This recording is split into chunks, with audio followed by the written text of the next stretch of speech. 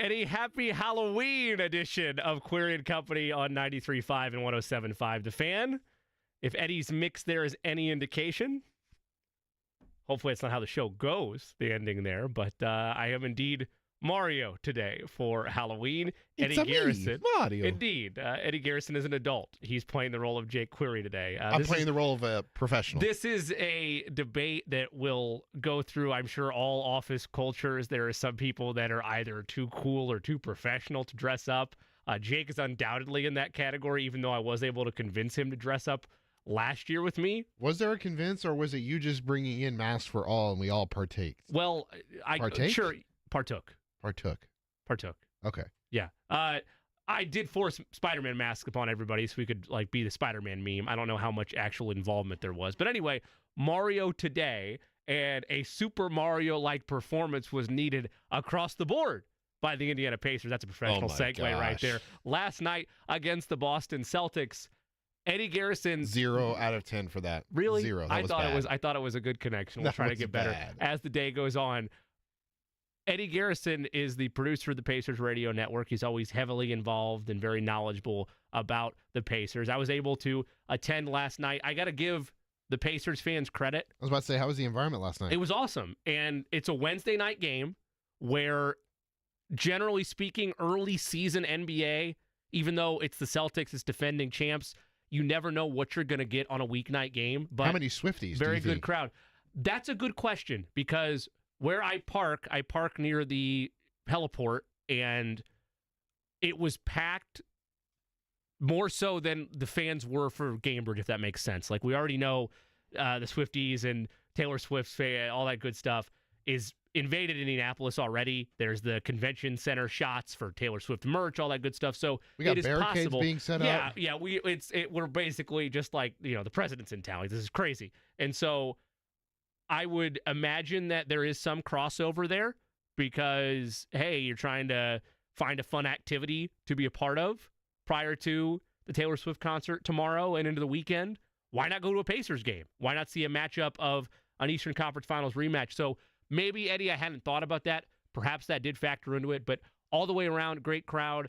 Shout out to the Pacers in general. They always, especially on holiday games or games that are close to a holiday, their activation stations and their setup of in-game entertainment, the product is what you're there to see, but you like to have fun with, the kids, have a family night out, all that kind of thing. They're always very good. The intros were to Enter Sandman. Eddie, you'll have to correct me on this because I really don't know. That was the first time I've been out to Gamebridge this season, and I know they... most teams make a new intro video every year. Correct. I would assume the Enter Sandman was just because it was Halloween. I would imagine they're not walking out to that every game. I don't know. I think maybe I'm wrong on that. They change it up every now and then, but Enter Sandman is in that rotation. Okay, so they went Enter Sandman. They used some Snapchat photo effects over the likes of Tyrese Halliburton. They turned Rick Carlisle into a vampire. The whole thing was very, spooky, cheesy, funny, the whole nine. Great atmosphere before Halloween. We've had well-documented conversations about halftime acts on this program with Scott Agnes, indeed, who will join us next Tuesday, by the way. One of our favorites was there last night.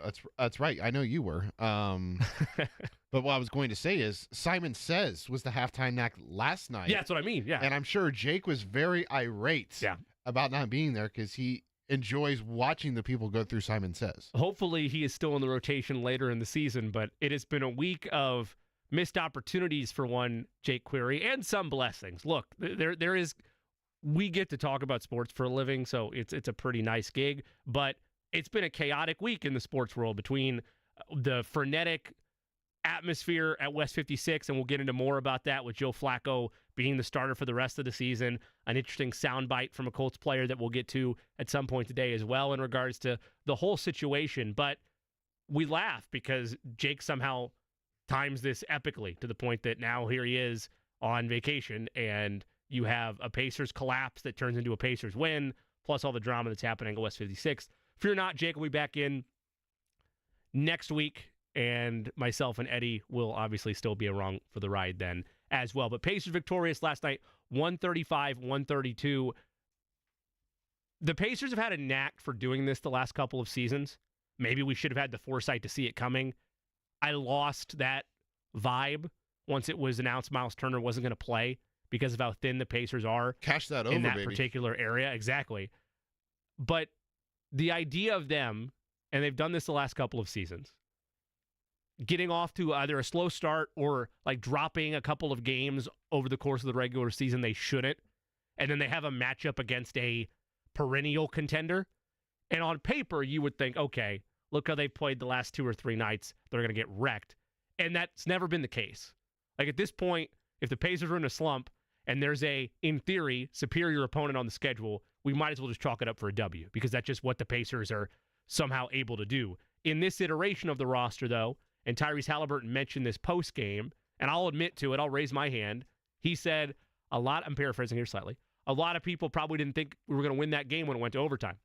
I'll put the hand up. The way the Celtics furiously came back and Tatum hits that between the eyes 3 to tie that ball game, you're going to extra session. I'm thinking, yeah, the Pacers are going to drop this game. But a massive step forward in the early goings of this season for this group. Isaiah Jackson was tremendous, despite the fact that he had to navigate through foul issues because of the depth there. He winds up fouling out of this game, but he was useful in the minutes he was out there. Pascal Siakam was fantastic down the stretch. They don't walk out of that game without the dynamic duo of him and Tyrese Halliburton. And Eddie, I'd like to give you the floor to observe all of this. But the last point in that regard, and we did get clarity on this after the game, Andrew Nembhard, knee tendonitis. Correct. What he was battling with last night? Rick Carlisle said that one of the trainers came up to him, I don't know, I think he said with less than a minute or so into warm-ups left on the clock, and then said, hey, Andrew's knee's acting up, it's flaring up or something. Those were the words that he used. I think he even said it was maybe 40 seconds left in like the countdown prior to the national anthem, and then they lined up for the anthem, and RC mentioned something, Rick Carlisle mentioned something to Nembhard, and he was like, hey, how you feeling? He goes, yeah, I feel good. I'm going to give it a go. And then Rick Carlisle also, he goes, I even thought about just not starting him, and it was just, he goes, but you know what? I roll with it. I took Andrew for his word, and then he played 5 minutes, and he said that he could tell that he wasn't right. So during halftime, Nembhard got treatment and then did not come back into the game. So that undercuts part of my hope of what I thought was happening last night. And I knew this going into the show today. You're not the only one. But Benedict Mathurin is every bit the stud offensively that people thought he was going to be when they drafted him out of Arizona. I think, and I'm sure Eddie was as well, but at least at this station, Kevin Bowen and I were the two biggest advocates of this dude is special. This is going to be great. Can't wait to see him develop, and he's going to be a face of the franchise type player. I would give Kevin an edge there because, I think Kevin went shirtless the day after. Build thy statue? Yeah, build thy statue. And then didn't he go shirtless after they picked him? I don't know if he went shirtless for that or if he went shirtless for Micah Shrewsbury being hired. He definitely did for the Shrewsbury one, but there's been a couple instances he did it again where recently. I can't remember what it was for. So anyway, Kevin is on the Build Thy Statue committee. I'm in this off to the side where I'm like, hey, just don't make it the Dwayne Wade statue whenever we build that thing. Like, you see what Dwayne said about it, though? He said he loves it. Moment, and I know we won't get into that fully in the market, but like, look, all the reports there, Dwayne Wade was heavily involved through that process, visited them multiple times. And look, if you're getting a statue made after yourself, as long as you're happy about it, that's really all that matters. Like, if you are going to be that hands-on with it and you think it looks like you, great. As long as you're happy, that's really all that should matter is the person that's being sculpted. But again, that's all I would monitor if I am in the Tyrese Halliburton. No, try again. Benedict Mathurin statue campaign. All three of those, obviously, individuals were a key part in the win over the Celtics last night. But to Benedict Mathurin, 30 points for him. He plays nearly the extent that you can. 43 minutes for him. This game goes to overtime. 9 of 17 from the field. 2 of 5 from beyond the arc. Generates contact. A clear beneficiary of being able to be more physical the way that things are being attributed and called with this new change of emphasis the officials are working on. 10 of 11 from the foul line. A double-double for him. We're not at a point where you can routinely expect Benedict Mathurin to go give you a double-double or to give you a 30-burger, so to speak. Not a burger, All Jimmy. right, okay. I just wanted to... If guys are averaging 30 points in the association, that's a lot of burgers. You can't put burger. It's off the dollar menu at that point, I think. No? All right, okay, fine. We'll work on it. So, for Benedict Mathurin, though, this is another step forward for him in his development in year 3. And we know what Rick Carlisle wants.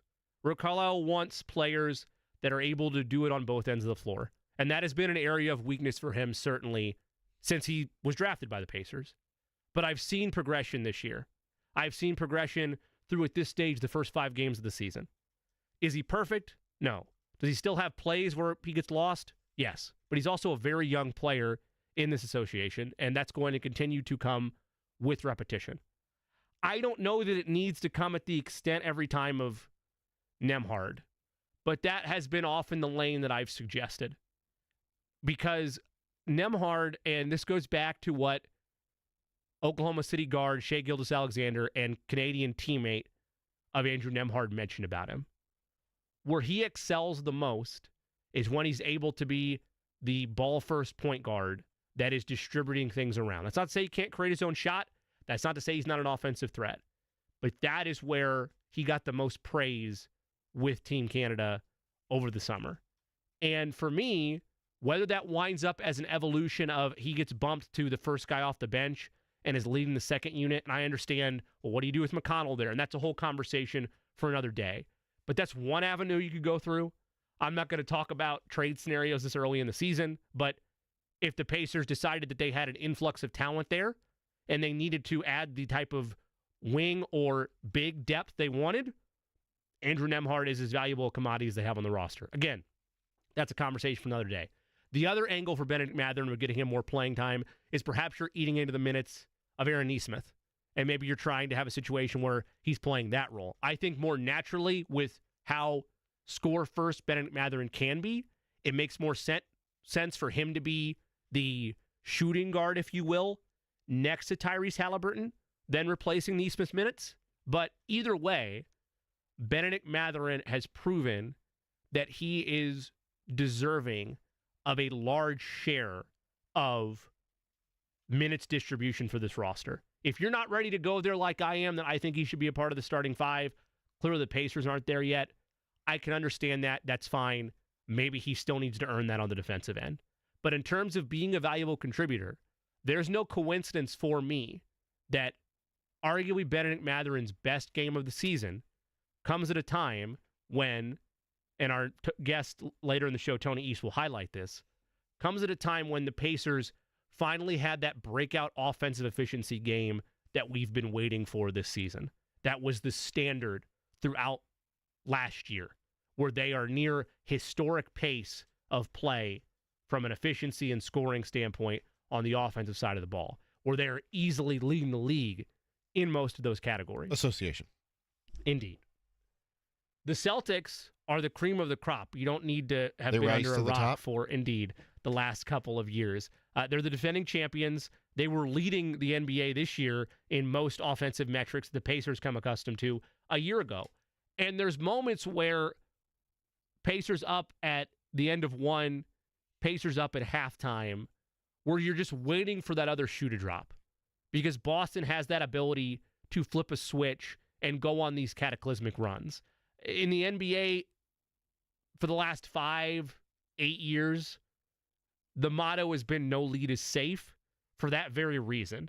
Because being up 20 in the third quarter, 23 at one point for the Pacers, their largest lead last night, isn't the same as it was a decade or so ago. It's the type of advantage that gets undercut in a second. Is that are we getting fun comments in the break room? Is that why you're chuckling over there? Do you want to share any, or are they not airable? Peaches says Jimmy with the shades to hide his swollen eyes from crying about the Yankees implosion last night. Look, I will. That's a funny joke. I will show the eyes. They are fine. There wasn't enough room for tears when you have one of the biggest debacles in a single inning I've seen in a World Series game ever. It was more just stunned, par for the course acceptance. But no, the reason for the shades, and ordinarily I am a big anti-sunglasses inside guy. This is more of a meta move by me, if you will. One of my favorite meta move. Let me get to it. Meta Mario move for really adding more alliteration to it. One of my favorite Mario games on the GameCube was Super Mario Sunshine, and so we're going with the sunglasses for that aspect of it. But I appreciate the dig. Yes, my Yankees lost. Congrats to the Dodgers. That'll be the end of that conversation for 2 reasons. 1, I'll get too upset about it. And 2, let's be honest, you people do not care. Back to the Pacers. Bennedict Mathurin is the key for this team taking the leap back offensively to where they want to go. You have this tandem of Pascal Siakam and Tyrese Halliburton.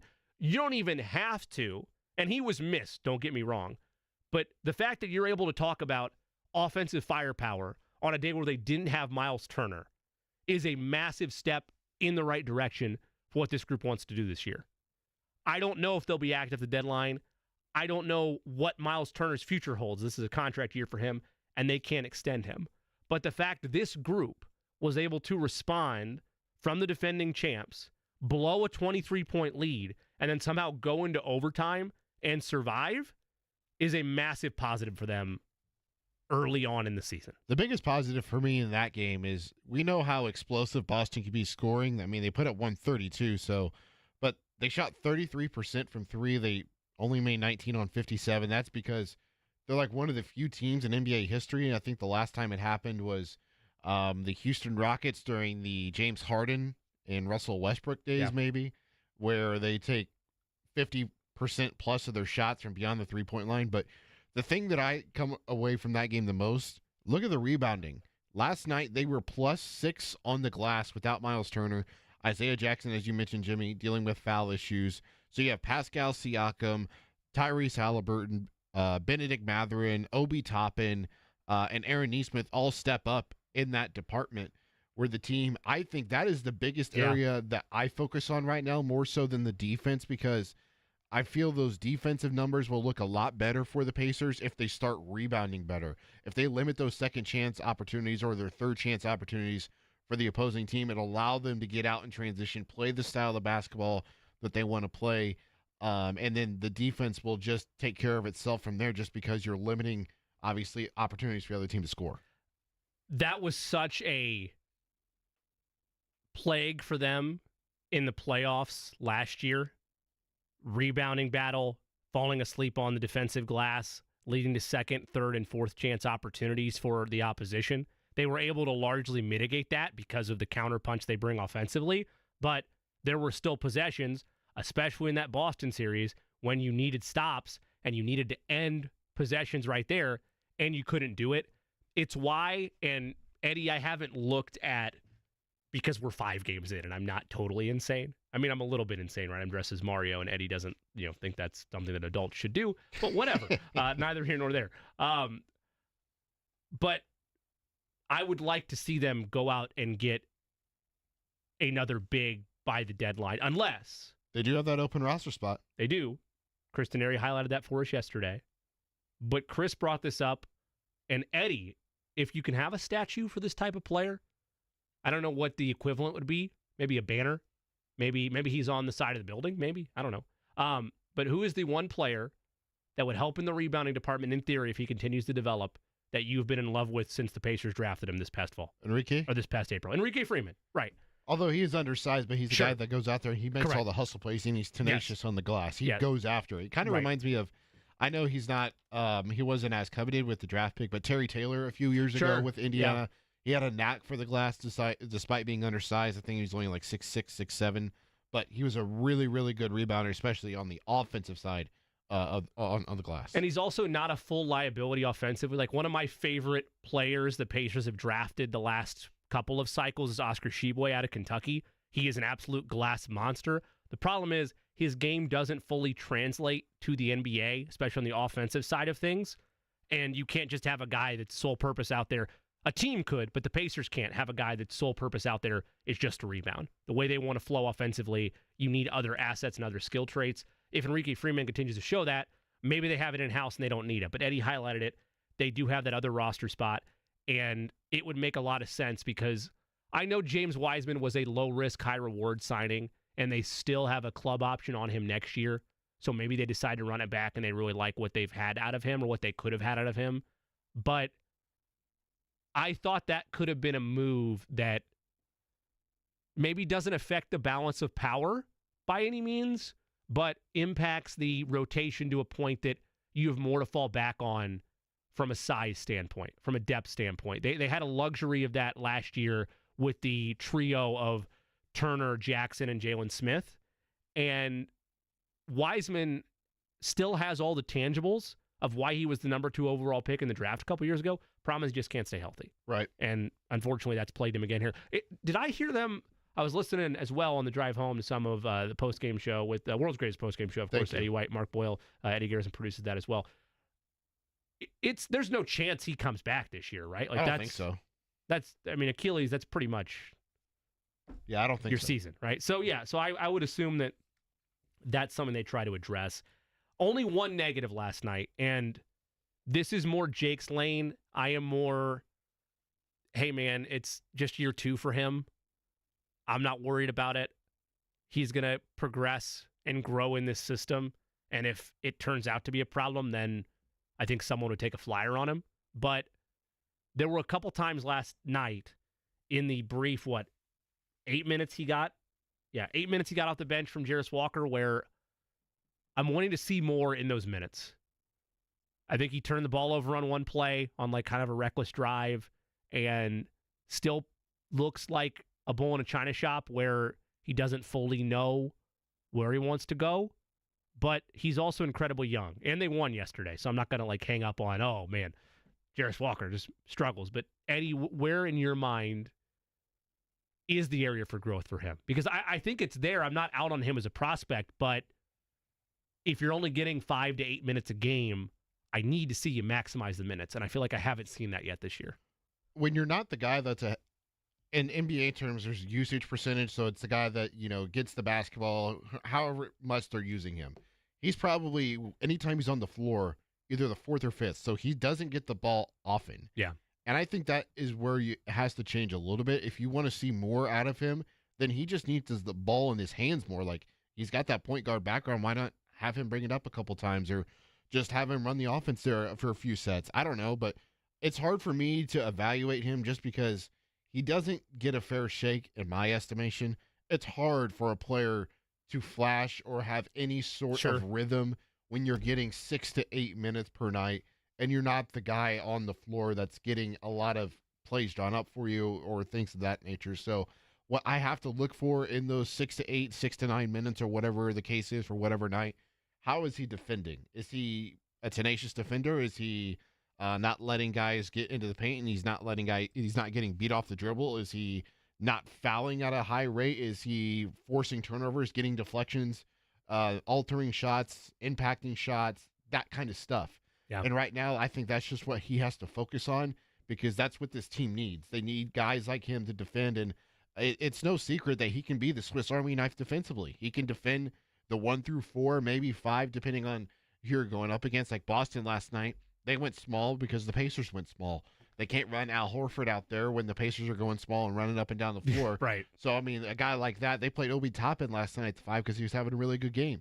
Maybe there's a game where Jarris Walker gets going offensively, and he's the one that's getting the minutes at the end of the game in those situations just because he's having a good night defensively and offensively. It is funny because they were kind of forced, the Pacers were, to play small because no Miles and Isaiah Jackson gets in foul trouble. Not to say it might not have been a schematic thing they saw as well, but the Celtics, as you mentioned, were forced to adapt to that because if the Pacers are going to go small, Horford becomes a liability and things change. One other positive with that, at-home overtime games, I'd like to see you close out. They were unable to do that against Philadelphia. They're able to do it last night against Boston, and that's a significant win. It's a team that was red hot after a championship that, people are talking about. Could they be in? It's so hard to imagine someone topping what the Warriors did, but could they be in the conversation of a team that's going to run the gauntlet and be one of the best regular season of all time? No way. Hey. Oh my gosh, we have a Mario. We have club. another Mario off. Let's go. This is spectacular. So somebody told me, one of the people when I was getting out of the elevator said they thought there were more Marios in the building, but then he made a Yoshi joke, so I thought he was kidding. I didn't realize we actually had multiple Marios in the building. So this is awesome. Yahoo! There we go. That is spectacular. It's Halloween on Query & Company here on 93.5, 107.5 The Fan. When we come back, the murky waters are still there despite the fact that Joe Flacco has been named the starter. Shane Steichen said something that perplexed me yesterday, and a follow-up comment from a player on this Colts roster made things even more complex. Tell you what that is when we come back. Plus, Tony East's going to join us top of the hour to give us more on that Pacers win over the Celtics. It's Query & Company on The Fan.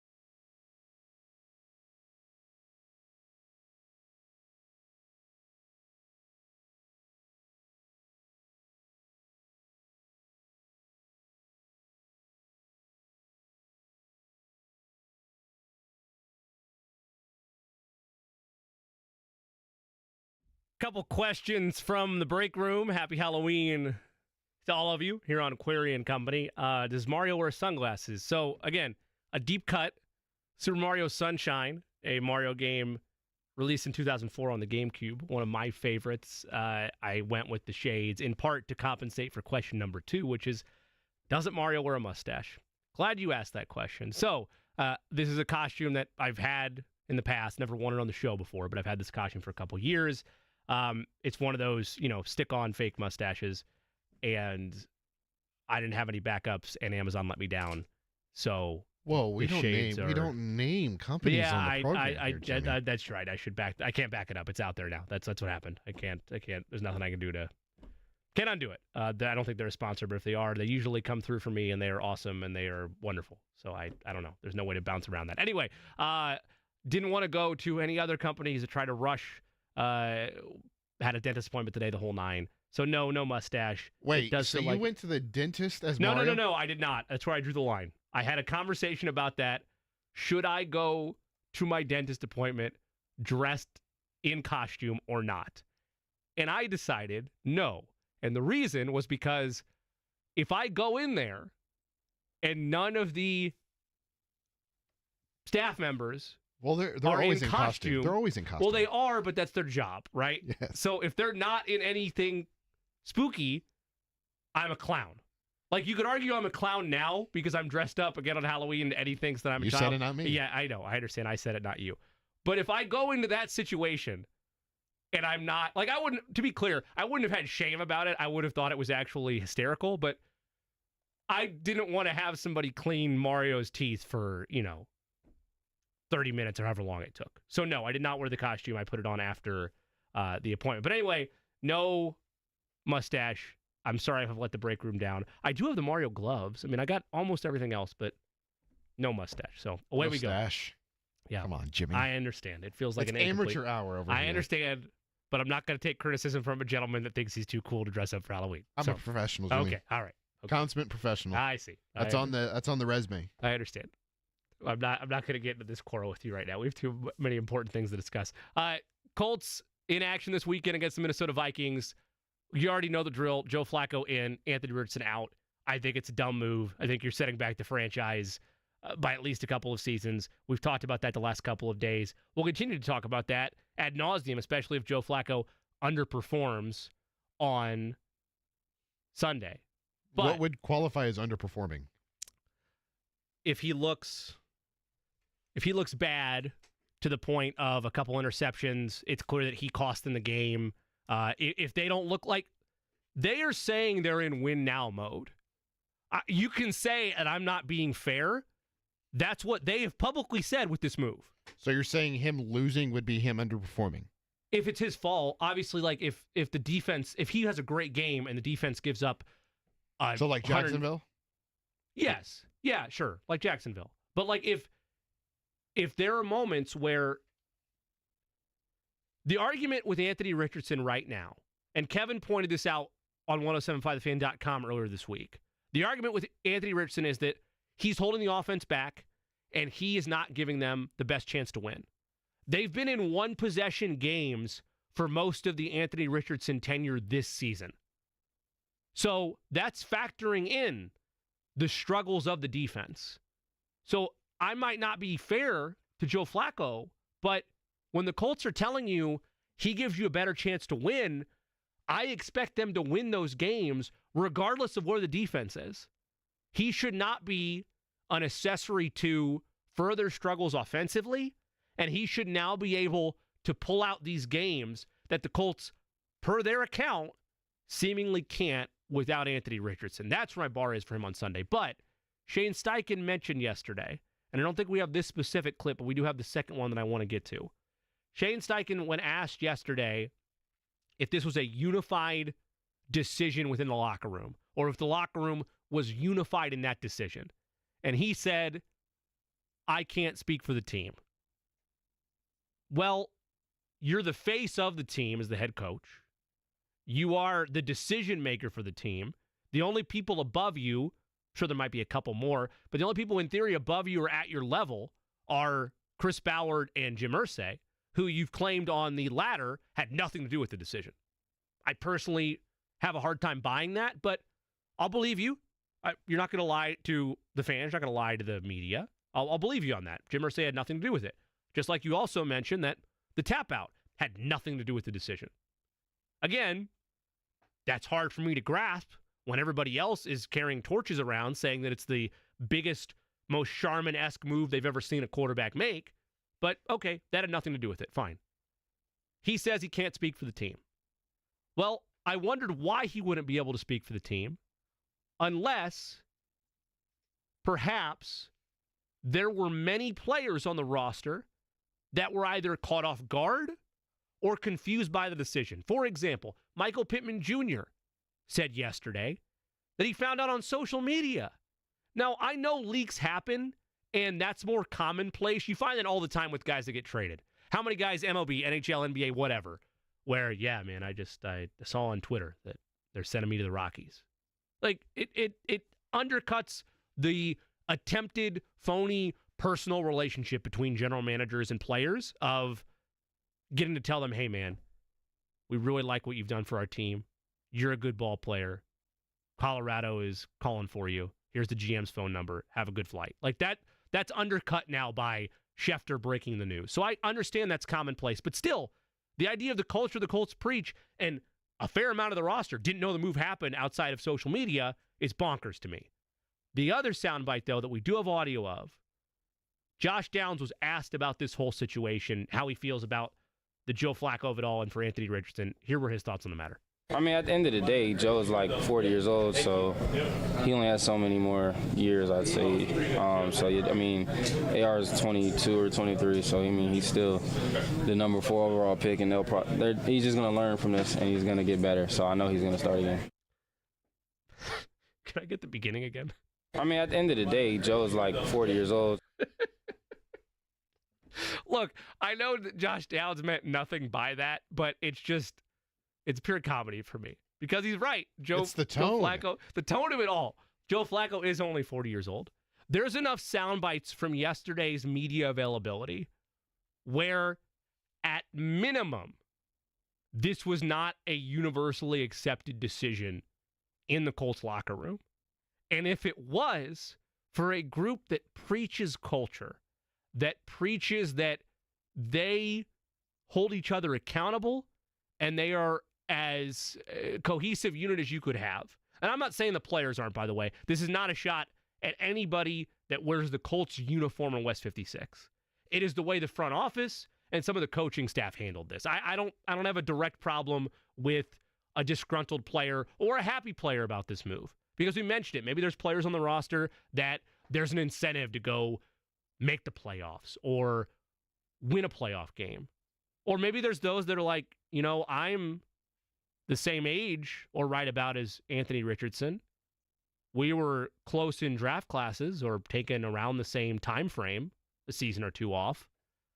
I'd like to grow and develop with this guy. And I also know, if I'm Josh Downs, that to his point, what was it about Joe Flacco that he mentioned again, Eddie? I mean, at the end of the day, Joe's like 40 years old. Exactly. He's not going to be playing many more seasons. And if he is, it's not going to be at a high level.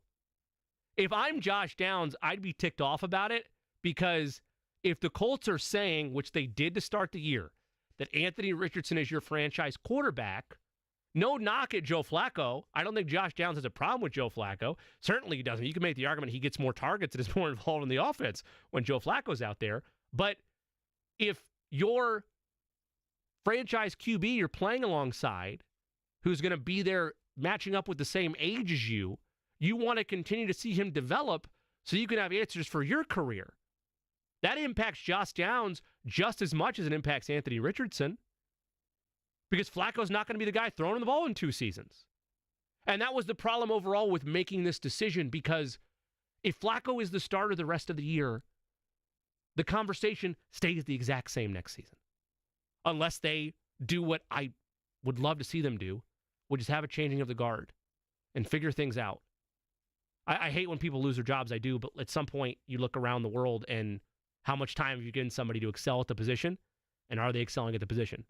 And if the Colts are going to go into next year and take another quarterback, it needs to be somebody not named Chris Ballard making that decision. Joe gives us the best chance right now going forward.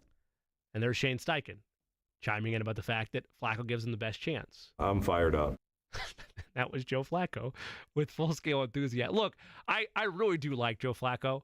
I'm not just going to say that because, and Eddie gets antsy on me when I drop brand, so I won't do it this time, but he was apparently getting carry out or eating at one of my favorite restaurants of all time that may or may not have just opened a location up in Carmel. Oh, we love Buffalo's. We do love Buffalo's, indeed. So, look, I like Joe Flacco. I think he's a great dude. He carries himself incredibly well. His answers about Anthony Richardson's situation were exactly what you want if you're still talking about culture of handling things the right way. He is a mature professional. So I don't have a problem with Joe Flacco, but the direction that the franchise has taken now seems like a futile operation where Joe Flacco and J.J. Watt, who I understand is, probably not beloved here because of his time as a Texan, but he put it nicely in saying that the only reason you turn to Joe Flacco over your quarterback that you claimed you were committed to is if you think you can win the Super Bowl this year. It's not happening. I'm not saying don't have a good time, don't root for this team, but give me the field. Or I'll undercut the field. You give me at least out of the AFC, you give me the Chiefs, the Ravens, and the Texans. I'll take that. I'll take it to the bank that's who's going to the Super Bowl out of the AFC rather than the Colts. You would need cataclysmic injuries across the board to be able to get to a point where they have a real shot. Is that your new favorite word to use? I have used it twice today. I appreciate that. Anyway, there's not a path for them to win the Super Bowl, and there's certainly not a path to win the division unless the Texans self-implode. But this is the boat they've made. And if they are real about this, that they're now suddenly an all-chips-in operation again, the deadline's in 5 days. This is a roster that is not currently set to go to that push they want it to. I don't know what's available. So oftentimes the trade rumor market in the NFL is as vague as any league out there because you're speculating on things, and Eddie and I have had conversations off the air about this. Teams just don't make big seismic moves in the NFL. It's not as common as it is in the other leagues. But the Colts need help at corner. They need help in their tight end room. There are weaknesses to this roster. If you're serious about being in win now mode and they're still committed to Chris Ballard, the phone line should be placed and active for next week's trade deadline. Still to come, we will look at the Indiana Pacers win over the Boston Celtics. They do it in overtime. Tony East joins us in 19 on this Halloween edition of Query & Company.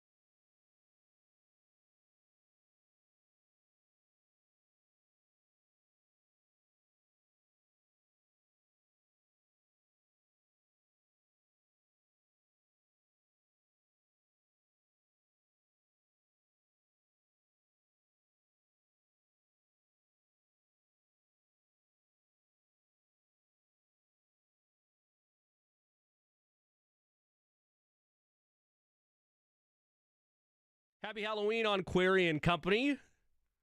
Jimmy Cook on a solo Mario adventure today.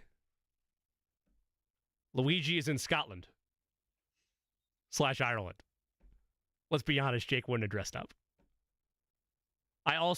My wife has a rule about Halloween costumes. She prefers that I not. Eddie just broke a microphone. She prefers that I not.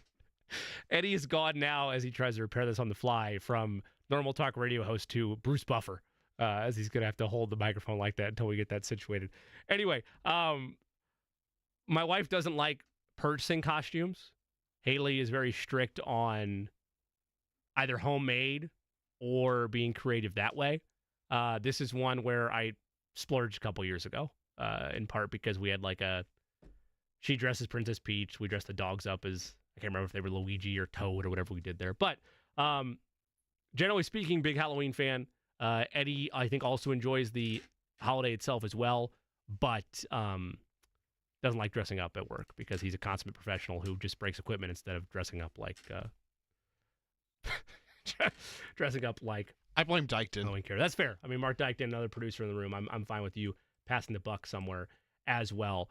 Pacers victorious last night, as we mentioned, over the Boston Celtics. And the main reason for me that win coming in overtime was a building block moment for the Pacers early on in the season. Is you're getting punched in the mouth by a couple of teams that are either near you or teams that are fellow contenders in the Eastern Conference. Like the Orlando Magic with Jalen Suggs and Paolo Banchero. Last year, they were a team that you looked at their young core and you thought that maybe that was a year where they could leap forward and take this dark horse approach the Pacers did a year ago. Now, they clearly weren't ready, and I understand for the large part of the last 10 years, 15 years, really, the Orlando Magic have mainly been a punching bag.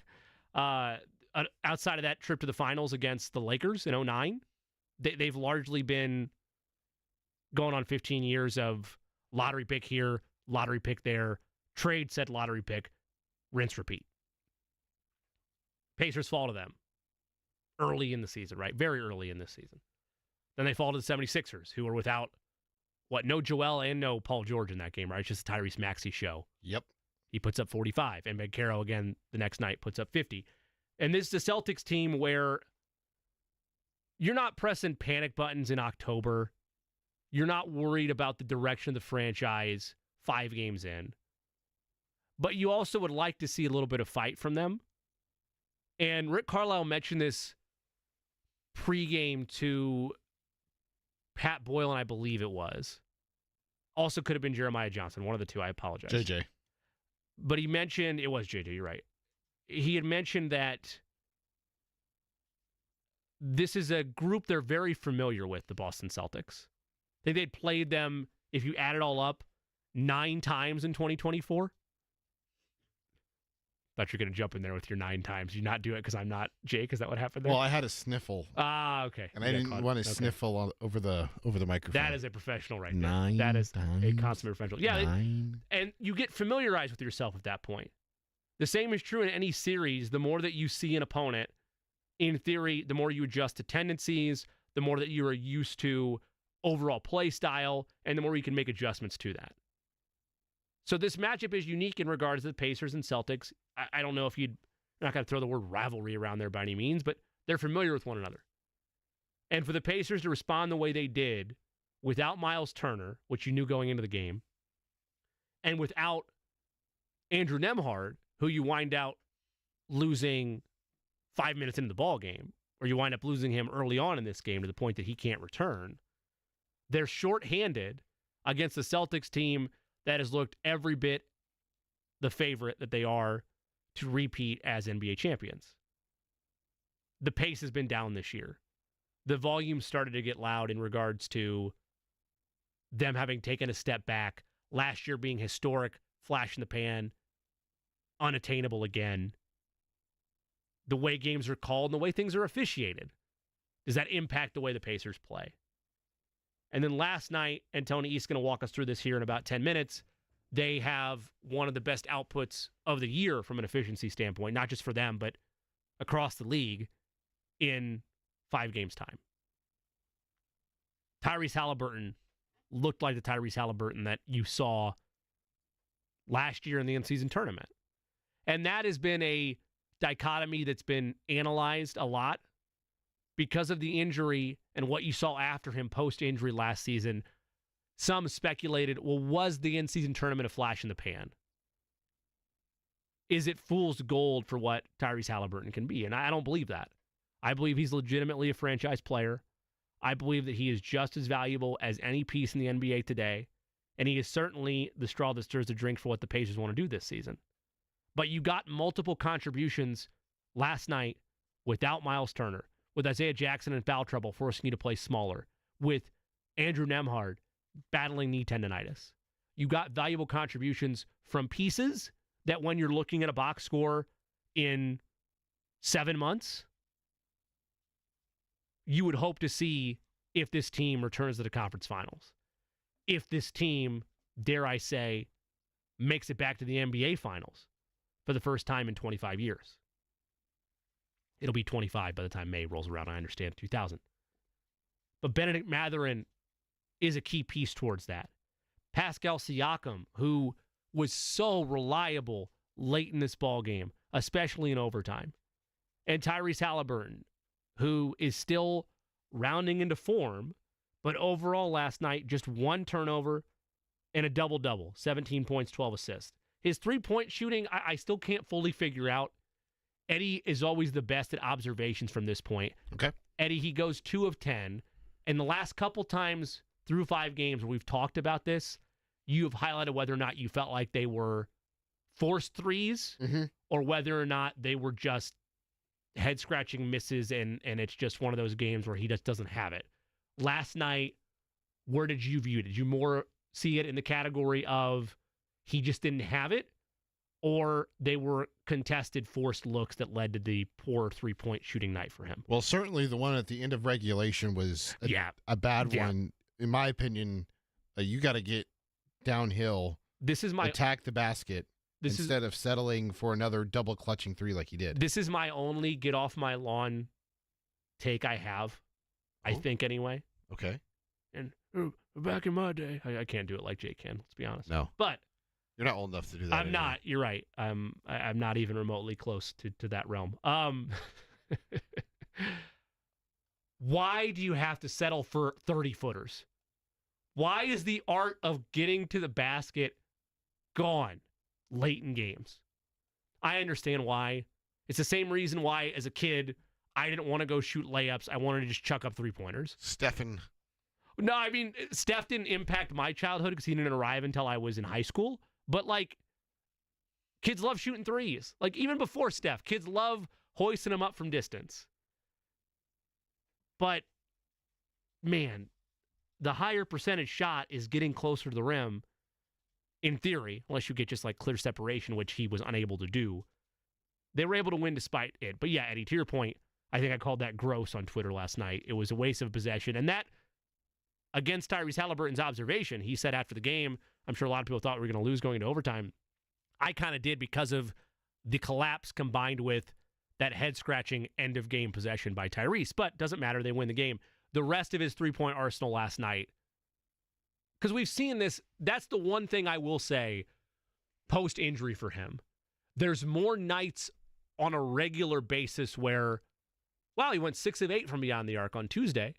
Oh, wow, 2 of 10 tonight. Like, you see more of that up and down style from him. And sometimes it is because he's forcing shots versus playing within the flow of the offense. Do you feel like we got another one of those forced nights after taking away the final shot aside, or was it just a struggle night from him in your observation? I thought early there were a couple forced. Certainly the one at the end of regulation, as we were just talking about, was forced because he didn't try to get toward the basket into like the floater like he hit against Milwaukee. It could be an off night. I mean, he did have back-to-back good shooting nights in Orlando, and was that Philly, the other one that he had a solid shooting performance against? I can't remember, but I think so. Yeah, it was, because he had the terrible game against the Knicks. It was game 2. So, yeah, it was Philly and Orlando. He had the back-to-back Tyrese Halliburton that we saw pre-hamstring injury. Mm-hmm. So last night I felt like it was a little bit of a mixed bag, personally speaking. Alexander writes in on Twitter, I know Tyrese is the guy, but shouldn't the hot hand, parentheses Matherin, have traditionally gotten that shot at the end of regulation? Well, they tried, and he turned it over, and Jaylen Brown and went and dunked it. They did look at that at one point late in that game. I think that Benedict Matherin is the best pure scoring one-on-one player that you have on the roster that could match up with anybody regardless of situation, if it's a smaller guard, if it's a big. That's just the belief that I have in him. So, Alexander, I do see the point, and I don't fully disagree with it, but I am still at a stage where I want Tyrese Halliburton starting the possession with the basketball, and if it's a set play that's run for Matherin, great, but I would rather have Tyrese in isolation making the decision if he wants to go score or if he wants to go pass it, or because he's the best passer on the team. Or you put Pascal on the left block because that's where he likes, he's most comfortable. Yeah, whatever that situation may be, but I would just like to have, still at this point, it in the hands of Tyrese Halliburton because he is your franchise player. There are moments, though, where to that end, late in games, and I talked about this in the Celtics series last year in the conference finals, they were missing that dog to go close out a game. In part because Tyrese Halliburton winds up missing the last couple games, and also because Benedict Matherin missed most of the postseason. All the postseason, in fact. You didn't have him as a guy to go get you a bucket. And while that style of play is less and less in today's NBA, especially with the flow of the Pacers and them wanting not to have the ball stick, you still need that closeout guy in the postseason. And for Benedict Matherin to take that all-around leap and still have that within his game is critical to what the Pacers want to achieve this year. Because I think Benedict Matherin, and I've said this since he was drafted, if they are going to go win a championship, they have to have been right on that selection.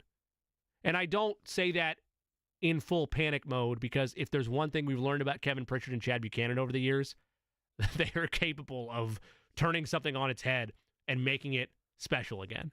They've shown through trade acquisition that if they need to pivot but still be a high-level contender, they're going to be able to do so. So I'm not worried about that regard. But organically speaking, regardless of market size, when you're in the lottery and you're a team that's not in it as often as the Pacers are, you need to be right on that pick. And I still believe they are in Benedict Matherin. He showed that again last night, dropping 30 on the Celtics and helping the Pacers win in overtime. We'll get full perspective from another guy who was there at Gainbridge Fieldhouse last night. Tony East of Forbes and Locked On Pacers joins us next on this Halloween edition of Queer and Company, 93.5 and 107.5 The Fan.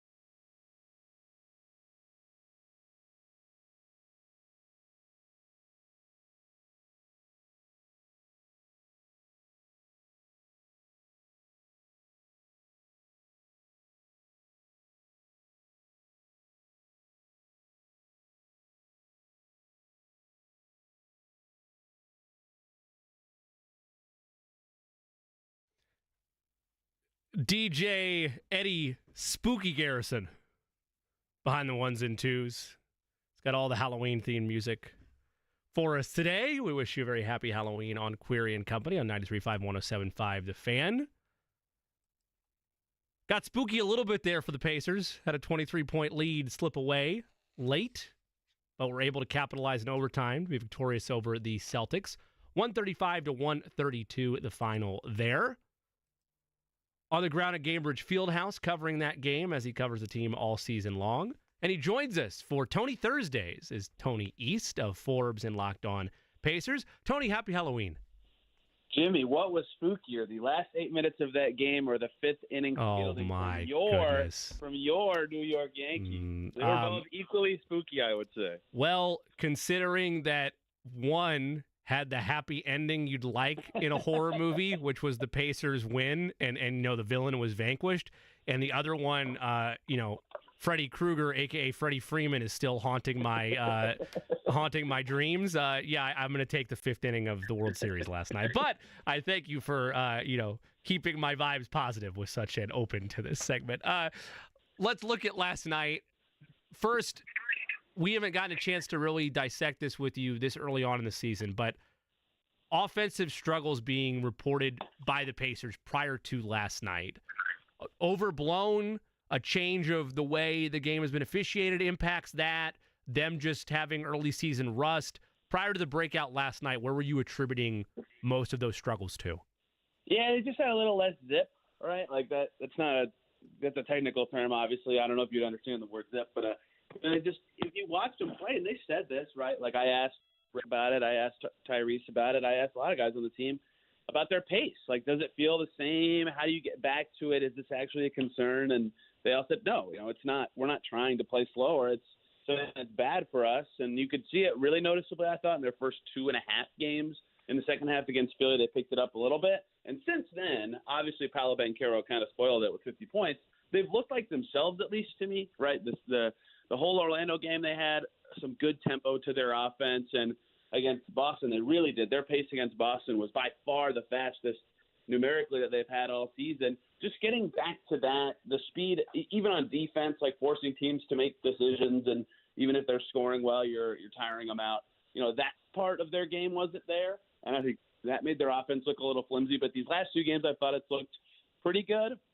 They're trying to get their 3-point attempts up, a little bit. It's been much lower than last season, which has been a strange thing, but when their pace comes back and their speed is there, they get to the rim more. They just get better shots, right? And I think we're seeing that these last 2 games that they look more, for lack of a better term, Pacers-y, right? And that's what they need to get back on track. And boy, oh boy, did they need it last night, and they played exactly the right speed they needed to. Well, you highlighted it on Twitter last night that it was the fastest of the season from a pace standpoint. 107.3 is where you'd mark that at. Again, you can find Tony's work on Forbes.com, and, of course, check out wherever you get your podcast over at Locked On Pacers.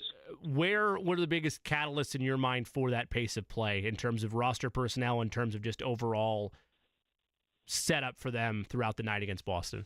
Yeah, just when you get into your offense earlier, a defense is forced to react, and Boston specifically, as amazing as they are, it's not like a guarantee in the NBA that playing faster is better for your offense, but for a team that has extremely slow centers, I would say, Al Horford didn't play that much, but he's their starter, and then Tillman or Cornette or even Tobias Queta, who was the fastest center the Celtics had, and lo and behold, they played the best with him out there. That is a matchup that you can attack early in possessions, and Horford was on Siakam a lot, and with Miles Turner out, it made it hard for the Celtics to figure out where to put Horford. If you put him on Isaiah Jackson, they'll just throw the ball over his head all night. So they just had an early option to go to all the time and get into their stuff really quickly, which is what they like to do, and then they could play fast defensively too and be disruptive with that same matchup. So, it's not like they needed to play that fast to win, but they did in that specific game with, the personnel they had available and that Boston had available, and they were able to do it. I'm not sure they should hit 107 every game. That's extremely fast, but it certainly worked against the reigning champs, right? So I think it's something they've got to continue to look at and make sure they're playing with their tempo, because that's what made them so good last year, and why Joe Mazzulla has said many times that Pacers series was the hardest test they had in the playoffs last year, and all these teams, when the Pacers are humming and playing random, they're just hard to beat. They were forced to operate with small ball lineups last night because no Miles Turner, and then Isaiah Jackson works his way into foul trouble. Eddie and I discussed this at the start of the show. That also somewhat forced the Celtics to respond that way because you couldn't operate as much with Al Horford. I know going in, I thought that would be a detriment, and clearly I'm not advocating, once it's on the record, Miles Turner not being out there, but how much did that disadvantage of them having to go small actually turn out to be an advantage for them? Yeah, specifically against Celtics, right? Wow, that was a bad sentence. Specifically against the Celtics for, the reasons we just talked about a little bit, where they're already slower in the front court. But, the thing about the Celtics that's so interesting is, they're loaded. They're definitely the favorites this year. But that four-sized player, that between center and tall wing kind of guy, don't have a lot of that, right? Like Tatum and Brown, and even Drew Holiday kind of plays the wing, and they're getting Jordan Wall shots there more often now. They have a lot of those guys, but they're definitely more perimeter-y wings and guys who'd be happy playing the five. And their fives don't space it as much and aren't as quick. So they're kind of missing that in-between kind of four who can play inside out and has some speed. And so specifically last night without Turner, they were able to, get away. Their matchups actually worked pretty well, where Toppin at the five was very threatening because he can shoot and move and space it out. He was really good, I thought, yesterday. And even those Walker-Toppin front court combos that we never saw last year were really threatening. We know how good Toppin and Siakam together can be, and Siakam was just such a mismatch last night given who the Celtics had available. So, yes, obviously, having Turner is better than not, but the personnel on both sides available last night made it a game the Pacers could survive it, and it helps when Isaiah Jackson and Obi Toppin and Pascal Siakam all have wonderful games in their mismatches that they were given. Speaking of that wonderful game for Siakam, he winds up with 6 3-pointers. That ties a career high. A lot of that was set up as well with some pick and pop action late, especially the game winner in overtime. I'm not expecting 6 3-pointers a game by any means for him. That's not fully what they want out of him. But how much of a luxury is that, having Siakam's ability, if he's able to get into a rhythm like that, to be a major contributor beyond the arc? Yeah, he did shoot worse with the Pacers last year from deep than he typically did with Toronto, not by a lot, but just by a little. So he can be a little bit of a three-point guy. I wouldn't expect him to be making 6 out of 8 hardly ever this season. That was obviously major in them getting the win. But he did say he's working on it. I say this a lot when guys are making it, so maybe I'm just terrible at analyzing shooters, but it feels like it's got some more arc, kind of like Ben Matherin's 3 this year. And, he just, especially from the corners, he was really threatening from the corners in Toronto. I think he made 3 of those last night. If they can get him rolling from there, that's so huge. We all know he can score at the rim, good offensive rebound guy. The mid-range, when he can rise up at his size, is so valuable. But when he's hitting threes, there's just, no reasonable way to guard him with one guy and just hope it works out. And, he took that 3 with 6 seconds left last night, and usually you're like, oh, Siakam 3, that's a fine into possession, but not a good one. Last night it was yep, that's what they should want, right? He's shooting this well. Derek White's on him, so he's got 4 or 5 inches of size to shoot over him because the Celtics wanted to switch that. Okay, great. Let him rise up and do it. And that's just so valuable, right? That's the element they were missing at the 4 spot for years, and to have him be cooking like that in a game they absolutely needed to win was so huge. There's just no reasonable way to guard him when he's hitting from all over the floor without putting someone of his size on him. But guys of his size can't move like him, right? They have trouble staying in front of him. Just ask Al Horford. So really great Siakam game. They needed everything he could get. And I don't think we'll see 6 threes from him, maybe even the whole season. He hasn't done it since he was with the Raptors, I think in 2019. But man, did he pick a good time to do it again. Tony East is our guest. He covers the Pacers for Forbes, and you can find his podcast, Locked on Pacers, wherever you get your podcasts. He joins us on the Express Pro Tire and Auto guest line. Tony, Benedict Mathurin winds up playing, I think, a much bigger role in this game than would have been anticipated based on minutes trends, and Ricardo being asked about earlier this week why Ben's minutes have been taken down and why they've been kind of trickling down each game. We find out it was not necessarily newfound faith in young Ben Mathurin as much as it was knee tendonitis issue for Andrew Nembhard. Let's start with the Mathurin of it. I felt like in this league, you need to be an opportunist, and he was that last night, making the most of his minutes with arguably one of his best games of the year. I agree, absolutely. And it was weird early because before we knew about the Nembhard stuff, Hauser beat Matherin backdoor real bad, and then Derek White got by him, and I thought, oh boy, this is and the Matherin's got to lock in, and that's what made it stand out compared to some of his other games. Is like he flushed those plays so fast, right? Like he got back on the other end and was passing and making quick decisions and just keeping it moving in a way that sometimes he doesn't. That was obviously huge already. And so once the scoring got going and he locked in on defense, because after that he defended really well the rest of the game. I mean, they just needed him out there like the whole time. He barely sat from like the middle of the second quarter on because he was doing everything, right? 4 assists is a good night for him, and he'll be disappointed about the 4 turnovers. But he had a laser of a pass from the left block to the right slot for an open 3. I don't think it went in, but it was just one of those passes that I thought, oh, like he's really seeing the game well tonight. Like it slowed down for him. He's there, and the Celtics and this is the way that they want to play. Like Matherin can find crevices really easily. So obviously Nembhard being out played a role in him playing, 43 minutes, 42 and a half or something like that. But he earned the minutes by being sensational. I mean, we got Miles Turner tweeting the graphic with MJ and Kobe and Matherin on it after the game. That made me laugh, right? But he earned it. He was unstoppable for long stretches of this game. And when he's getting to the foul line like this, there was a lot of talk about the physical NBA and how that could impact him. Well, first of all, I don't think the physical NBA has really been a thing this year as much as it was billed to be. But Matherin has taken advantage of whatever the officiating has been and has gotten to the line pretty much every game he's played. And that's such a good way to be efficient and score and be a weapon. And I think 11 free throw attempts last night. Like that just keeps the game going in your favor. It allows you to be so efficient. He was tremendous. The circumstances made it easier for him to do it. And he worked through his own mistakes very quickly without letting it bleed into other possessions, something that he said after the game he's been working on. I thought he was awesome. That was one of his best games in a Pacers jersey.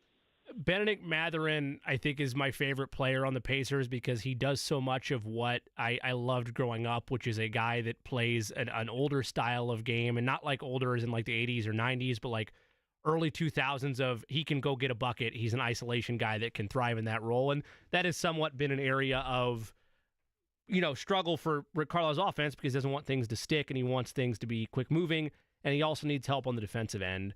But he's grown in those areas, and you mentioned it. I know he got burnt twice last night, but how much is flushing things defensively and operating with, a goldfish-like mentality helpful for him in his game?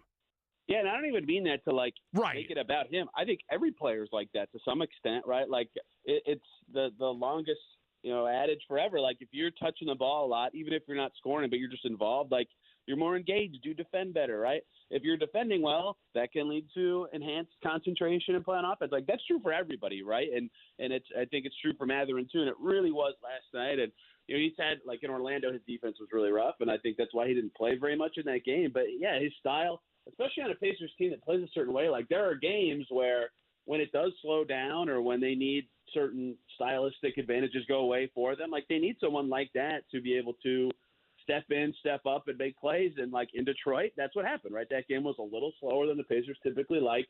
They couldn't get going with their typical stuff. Here comes Ben Matherin to play, a little bit of his style and take over the game. And they wouldn't have won that game without him. No chance. They wouldn't have won either of their wins this season without him on the floor, right? And so I think that's really important that he's gotten better in that way. I agree with you. His defense has gotten better. I like that style, especially when it's clicking. But, like blending it in with the Pacers' tempo is hard. But, you could see it last night. He'd catch it in the corner. Boom, he's attacking the closeout immediately. There's no, can I get a shot off here? Should I dribble? He just went. And that is what makes him so valuable. When he can blend who he is with what the Pacers are, he just looks incredible. And, it's on both sides to make that as easy as possible every night. And last night, everybody was humming, and it looked awesome. He was just unbelievable. You mentioned the pace last night, 107.3, easily their fastest of the season. I am a believer that with where they want to go offensively to get back to where they were a year ago, even though maybe you're going to have some hiccups defensively, Benedict Matherin as a high-minutes starter is the answer. I know you and I have gone back and forth this on Locked On Pacers, that is he ready for that? Where do you change things in that regard? The two obvious answers are Nembhard or Nesmith in a role switch there. Are we there yet? Are we at a point where Benedict Matherin is ready to be inserted into the starting lineup, or is this still something where the defense has to get that much better? Yeah, if you're advocating for a change, I feel like it was something I'm not saying you specifically, Jimmy. This is you, sure. The general yeah. you. Anyone with the thought that they should change the starting lineup now probably felt they should do that before the season anyway. right? It's only been 5 games. Correct. To be clear, I am the you in this instance, and And yes, you- I and yeah, I was was of that. gonna say, I Yes, believe- correct. I work I both believe- ways here. Last year their first starting lineup change was that Atlanta game, which was right around Thanksgiving, I believe, and then they went back to their old starting 5 until about Christmas, right? Like, it usually takes 15 to 25 games to get to the point where you assess what you've done and say, okay, this isn't right. We should do this instead or that. And that Atlanta game had some in-season tournament, things going on that made them really want to win it, and they did. But I would not imagine after 5 games they'd consider it. And, when we discussed this in the summer, like a lot of the discussion, it's the same to me. Like, if Mathurin can defend, he'll start, right?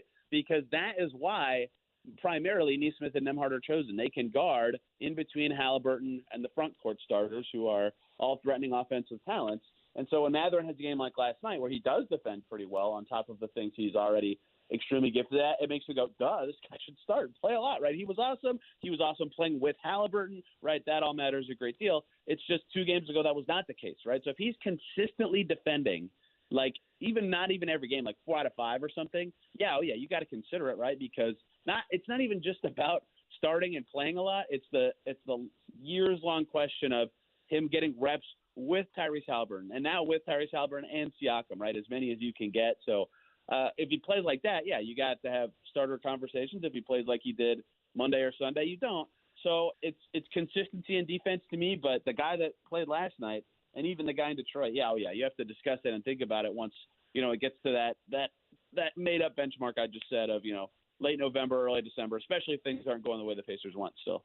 From Forbes Sports and Locked On Pacers, he's Tony East, joining us on the Express Pro Tire and Auto guest line. Rick Carlisle said this pregame to Jeremiah Johnson, talking about how I think the number was like 9 times in the last calendar year to this point that the Celtics and Pacers have faced off, or at least over the course of the last 12 months. There's been quite a number of meetings. I believe one person put it so poetically on Twitter, I believe his handle's at Tony R. East. In other words, nobody, and I mean nobody, beats the Indiana Pacers 6 times in a row. How much is the familiarity of these two teams impacting these matchups when they lace them up? Yeah, sir. I mean, they're all, 5 of them this year, I think, have been really close. 6 of them have been really close. I'd have to go back and look, but the Pacers won that game when Halliburton got hurt in early January. Like, that was a close game. I think all but one of the playoff games were really close last night. Like, they're clearly close in matchup. John Krause of Boston Sports Journal wrote a story, he covers the Celtics. Some teams pose problems to the Celtics, but his takeaway is Indiana is a problem for the Celtics because that style is the only thing that really stresses them out and makes games tight for them consistently, right? The Celtics pretty much just steamroll everybody else in the NBA. So, I think there is certainly an element of familiarity there. Those games are always really fun. The Celtics just want to do this style, not walk it up. There's not as much pop in the ball, and then they run their action, and they have such good players that there's a mismatch, and they get an open shot. And against most teams, it's just that easy, right? They beat everybody. They played bad after their opening night drubbing of the Knicks. They played bad 3 games in a row and won all of them by double digits, right? Their margin for error is enormous. But the Pacers somehow just give them this stress and differences that no one else can do in the league for some reason. And we've seen that a million times this year. Even when Halliburton got hurt, Bruce Brown looked great in that game, if people remember. That was pre-Siakam trade, believe it or not. Nesmith looked really good.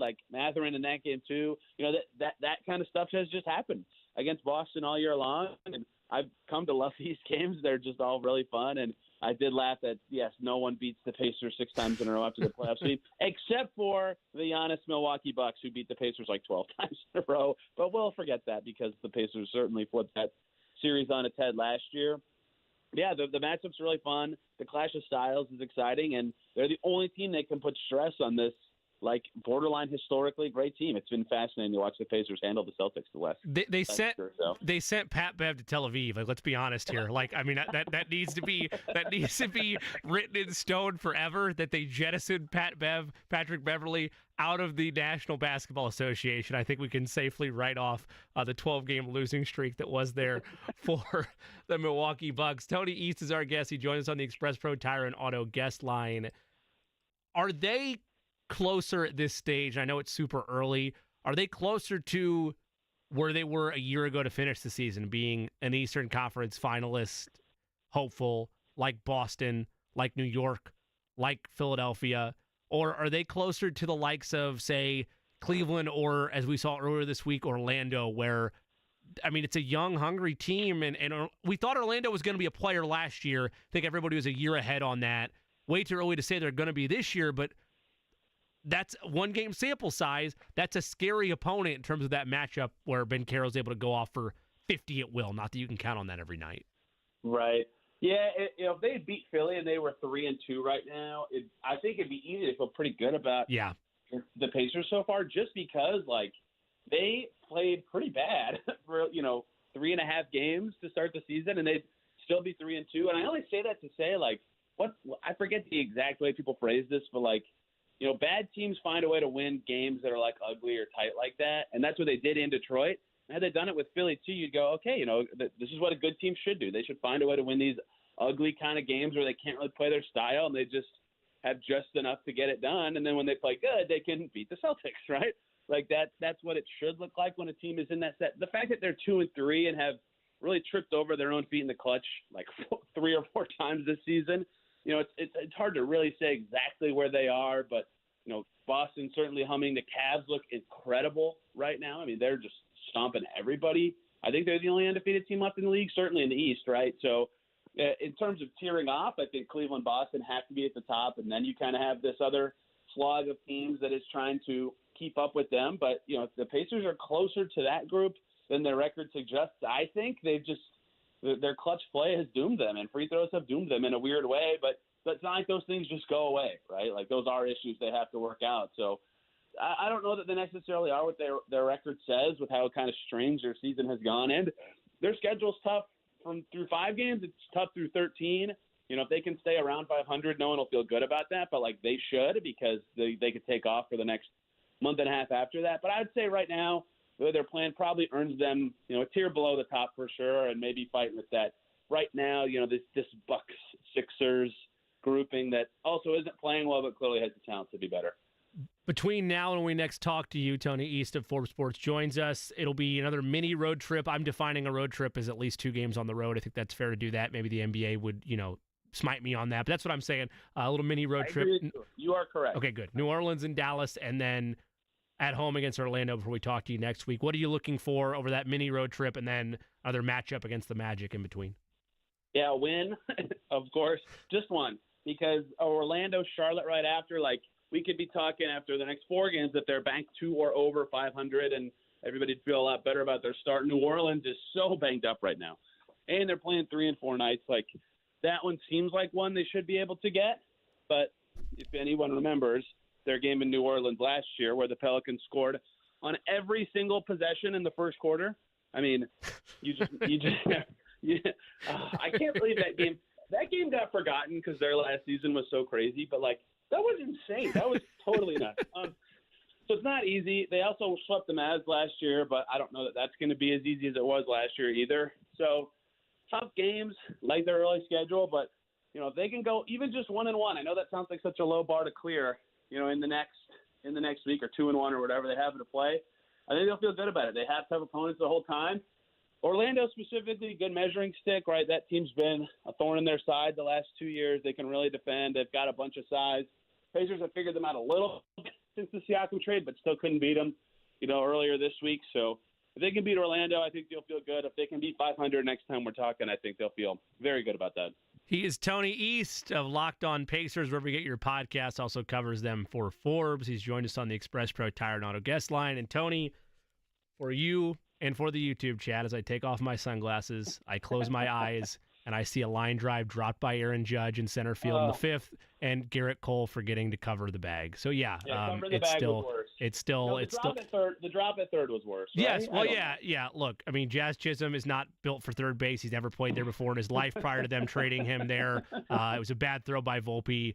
Just just a debacle to be where you were and lose that way. Nobody cares. I understand, but it's going to sit with me for a long time. I thoroughly enjoyed it. I don't know what you're talking about. I'm very happy for you. Genuinely, I'm very happy specifically for Clayton Kershaw. Everyone else, whatever. But I like Clayton Kershaw quite a bit. So here's to you, Clayton. Good job, man. Very happy Didn't for you. didn't play at all. Didn't play a lick, but congratulations. Hey, look, this is mainly for the jab or for the joke. It's not for how I feel about either of these players because I love Tyrese Halliburton. But Tyrese Halliburton, Clayton Kershaw, handshake emoji, didn't do anything on the group project. That's what we'll say there in terms of Olympic gold and a World Series title. Tony, thank you for the time as always. Yeah, thanks for having me, guys. That is Tony East, and this whole setup today, but especially our first segment, we got to give love to them, the fine folks at Jiffy Lube. Now through the end of the year, anyone who belongs to a monthly car wash program can save $20 off a signature service oil change and get a free tire rotation from Jiffy Lube. Just point out your car wash sticker, and Jiffy Lube will do the rest. That's big savings from your trusted one-stop shop for all your vehicle maintenance, where you never need an appointment, over at the fine folks at Jiffy Lube. Still to come, we're going to go behind enemy lines here in about 20 minutes. Alec Lewis, who covers the Vikings for The Athletic, will take us through what's happening in Minnesota, the Sam Darnold effect. Perhaps we'll get into the idea of a quarterback getting a change of scenery and finding a new lease on life. That might very well be the bridge for the Colts and Anthony Richardson, but they're not giving up on him just yet. We'll discuss that more when we come back on Aquarian Company, 93.5 and 107.5 The Fan.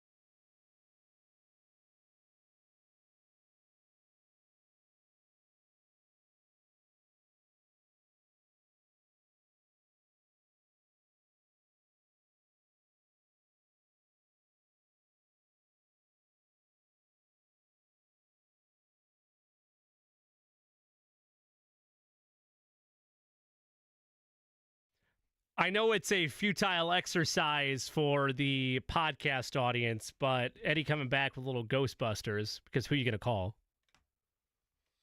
Eddie Garrison, duh. Indeed. Hard to argue this isn't the best Halloween or like spooky season themed song. I mean, you could go down that rabbit hole forever. Like the Halloween theme is definitely up there. I'm hoping we get that at some point today. Do you have a favorite of your set list today, Eddie Garrison? Is there I mean, I know I want to be clear here. I would think enjoying Halloween music you can still do, even if you're trying to be an adult and a professional, like Yeah, you you can carry enjoy the yourself music, with. yeah, Okay, yeah. good. So I just want to make sure I wasn't putting you in a situation where you were uncomfortable with that, since you refused to dress up today. Yeah, I'm a professional, Jimmy. I show up to my my job in the attire I'm supposed to show up in. We don't have a dress code. We don't have an HR department. That's a good point. That's a very good point. I just held myself to a higher standard than you, apparently. Did I? Okay. I fair. did once dress up as Luigi growing up in high school. So if you would have made me privy to your costume, maybe I would have. Okay. Well, I'll remember that next year. In terms of the set list, not really. Okay. Probably already played it though. Okay. Do you want to share what that was? Somebody's watching me. All right. Yeah. No, that's Rockwell. That's as good as you get there. Colts moving forward. It's clear that Anthony Richardson's time, at least this season, is over, barring injury. Unless they are playing like 3D chess and operating underneath this protect the quarterback from himself without protecting him. And I've seen that thrown around from a couple different people. Like, oh, look how tough the schedule gets these next 4 games. Minnesota, Buffalo, the Jets, the Lions. Joe gives us the best chance right now going forward. And Joe Flacco gives them the best chance to win. But Joe Flacco is also, as it should be noted. I mean, at the end of the day, Joe's like 40 years old. So there's a clear finish line for this ends for Joe Flacco. Eddie, you think that the Vikings are gettable. You've outlined this a couple times. There's areas where you don't think that they are as invincible as it looked like they were out of the gate, and that this isn't a matchup perhaps the Colts could be overmatched in. Yeah, look, the last couple of weeks, they've lost to Detroit and they lost to the Rams, both of which have playmakers and speed on the outside. And right now, the Colts are struggling with in that aspect of getting guys open with the receivers. Now, you can make the case, is that scheme? Is that the quarterback holding onto the ball too long and things just aren't developing, or things have already developed and he just missed on the opportunity? That will be determined, I think, over the course of these next handful of weeks with Joe Flacco as your starter. But Kyron Williams had a solid game on the ground. He almost ran for 100 yards last week. He was well on pace for it. But late in that game, the Rams decided to go more run-heavy as they were trying to run out the clock. So the efficiency on Kyron Williams' day got brought down just a little bit. And then Jahmyr Gibbs rushes for over 100 yards. I do want to note, Bernard Ryman doesn't sound like he's going to suit up on Sunday Night Football. He is in the concussion protocol, did not practice today. So that means Matt Gonzalez is in line to start. And that certainly makes things interesting. Andrew Van Ginkel, who they've used a lot as an edge rusher, and Jonathan Grenard, who used to be in Houston. Grenard, double-digit sack guy a season ago. He's got 5 this year. He's starting to come on as of late. They like to blitz, do the Minnesota Vikings. They're number 1 in blitzes, the number of blitzes, and in blitz percentage. So when you're dealing with a statue of a quarterback, as we've already outlined, although he is somewhat mobile in Joe Flacco, I think he's more mobile than Matt Ryan and certainly Phillip Rivers, the last 2 statues that the Colts had. And that's a very low bar to clear. Yes, it's important to put that out there. I mean, if you can just walk in the pocket, you're pretty much better than those 2. Yes. Anyway, but if you can run effectively with Jonathan Taylor, I think there's going to be some opportunities for this Colts offense to keep things close. And look, Justin Jefferson cooked them last time, even when they had Stephon Gilmore in that catastrophic collapse the last time these 2 teams faced in 2022 in Minnesota, where the Colts lose in overtime. If you can somehow neutralize him, which teams have yet to be able to do, because he's added a new wrinkle to his route tree of being able to win over the middle of the field. That was on display in that Thursday night game in their most recent game for Minnesota against the Rams. Then I think it makes life more challenging for Minnesota, because then you have to rely on Jordan Addison and a guy who's appearing for the first time this season and TJ Hawkinson to beat you. and you just cannot let Aaron Jones get them going in the run game. So it is a very, very, very talented group offensively for Minnesota. It won't be easy, but there are certainly ways to do it. Certainly if you dominate the clock and you're able to run the football effectively with Jonathan Taylor. I think that Minnesota is a team that takes care of business against weaker competition. You could make the argument the Rams should have been viewed as weaker competition, but they basically got key weapons back galore, and Kyron Williams is an animal in and of himself. But that was a game that the Rams absolutely had to have. You could make the case the Colts do too, but even before we threw Joe Flacco into the fire here, when we were looking at Anthony Richardson's development combined with playoff hopes, the thought was if you go 1-3 over these next 4, maybe 2-2, I know you're 6-6 at that point, but you're satisfied with the opportunity that you have laid for yourself with what is remaining on the schedule, with Jacksonville again and Tennessee again and the Patriots and winnable games the rest of the way if you can survive these final 4 games. I don't think that starts in Minnesota. I won't give away score breakdown and all that just yet. We'll save that for Friday's show. But this has all the marks to me of Minnesota's offensive attack exposing the areas that other superior offensive teams have been able to do, like their secondary, like being able to nullify any hopeful pass rush the Colts might have. The other side of things, and Eddie and I slightly disagree on this, and that's okay. I think Anthony Richardson was, even if he might have been holding on to the ball too long at times, and I could argue that was because that's what the play call was asking for him, but I believe he was masking issues the last couple of weeks and little cracks within pass protection for this group. I hope I'm wrong on that. But if I am correct, that is a disadvantage for Joe Flacco's game. The way you combat that is the way you combat it with any quarterback that's worried about pressure. Manning's done it. Brady's done it. Mahomes has done it. Allen's done it. It's get rid of the ball quicker. And I think that's going to be the game plan in general for Joe Flacco because of that's his strength, right? He is a get the ball out quick, move things through. That's why Stephen Holder, I think it was, made the joke earlier this week. Josh Downs on your fantasy team, you're very happy about that. That was Joel yesterday. Was it Joel? Mm-hmm. Man, I got my beat writers confused. That's on me. They're both hardworking individuals, though. I think you would gladly share the accolades there. But yes, it was Joel A. Erickson highlighting that. That's how the Colts will counter it. But I think Minnesota, with the Sam Darnold rejuvenation, is as talented of an offense as they're going to face over this stretch. Slightly behind Detroit, but I like the overall weapons of Minnesota in the passing game more than I do where Buffalo is right now. So that's how I would rank that over the next couple of games. I would go Detroit, then I would go Minnesota, then I would go Buffalo in terms of offensive firepower you're dealing with. Of course, Josh Allen kind of tips the scales there a little bit, but I'm not talking about that. I'm talking about strictly the wide receiver room. So if Flacco is a victim of pressure and they're unable to get the ball out the way they would like to, combined with the defense being limited with rush to Sam Darnold and an explosive Vikings offense, I worry it might not be in the cards for the Colts. I mean, they just lost Christian Darrisaw, their left tackle, last week. Sure. And they traded for Cam Robinson. So who's to say that he will even suit up for them this week? I don't know if he will or not. But Sam Darnold's been sacked 11 times in the last 3 games. 4 times against the Jets, 4 times against the Lions, 3 times against the Rams. And he's been sacked at least twice in all but one game. And that was the opener against the New York Giants. And he has a pick. He should have had a pick against the Rams, but, secondary players, there's a reason why there's sometimes corners and not wide receivers. Nice. But he's got an interception in 5 of 7 games. He's got a turnover in 6 of 7 games. There's going to be opportunities for this defense to make a splash play.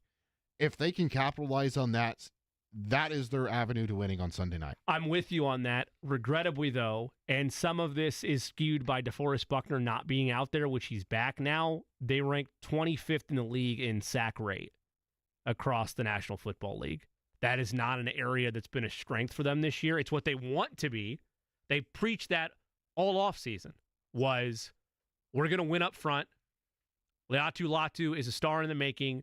DeForest Buckner is a game wrecker, and they're going to be able to win there. They have not shown they're capable of doing that so far this season on a consistent basis. So Eddie is correct. That is an area to exploit. At this stage with the Colts defensively, I'll believe it when I see it type of guy. And I don't know that we're going to see it on Sunday. Who might give a better perspective on that? Alec Lewis covers the Vikings for The Athletic. We'll go behind enemy lines or take a little Thursday road trip when we return on Query and Company on 93.5 and 107.5 The Fan.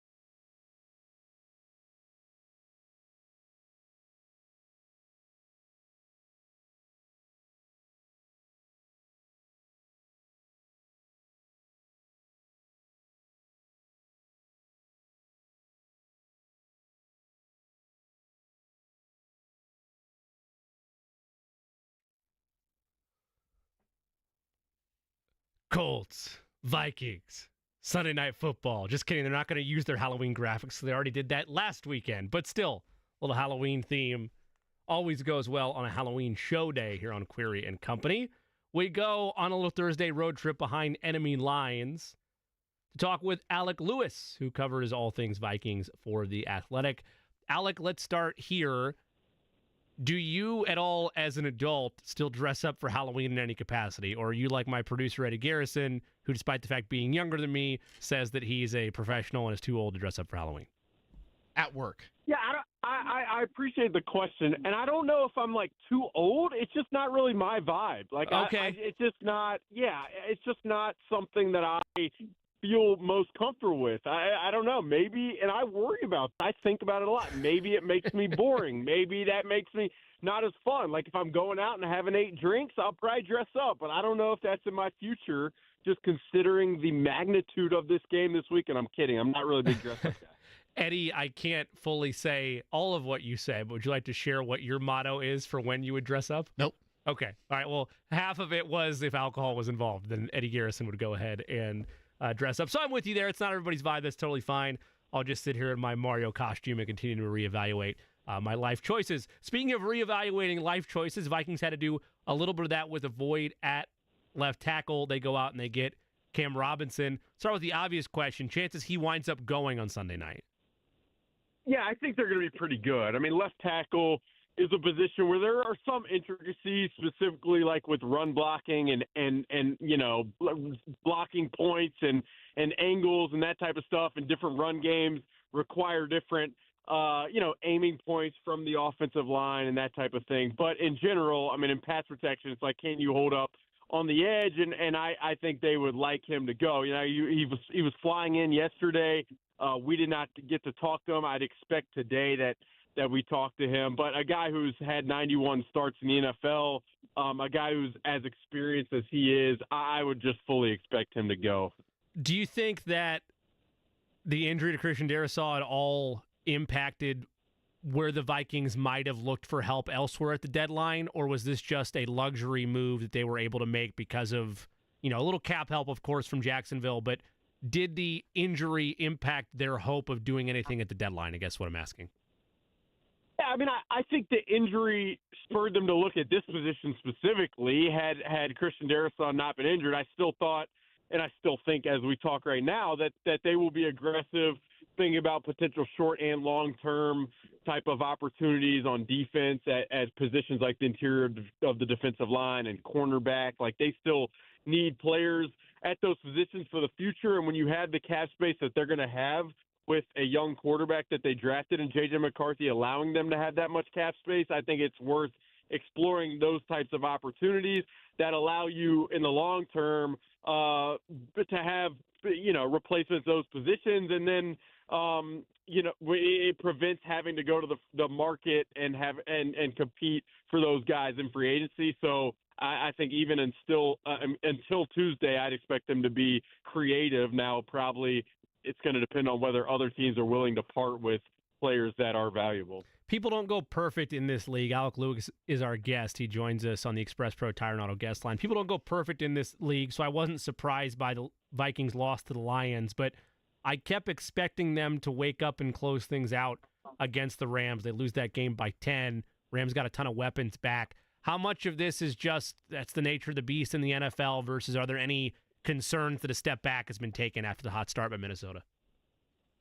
Yeah, there's a little bit concern for me. I mean, you know, the intro music that you played was like could have been a background compilation to what Brian Flores' defense did to the first 5 opponents that they faced. I mean, you had C.J. Stroud in a blender. You had Matt LaFleur in the first half of the Packers game looking out of sorts. Bobby Slowick as an offensive coordinator. I mean, Aaron Rodgers. This defense in the first 5 games of this season was like on a pretty historic level. And while, yes, to your point just now, like at some point it was going to come back down to earth a little bit.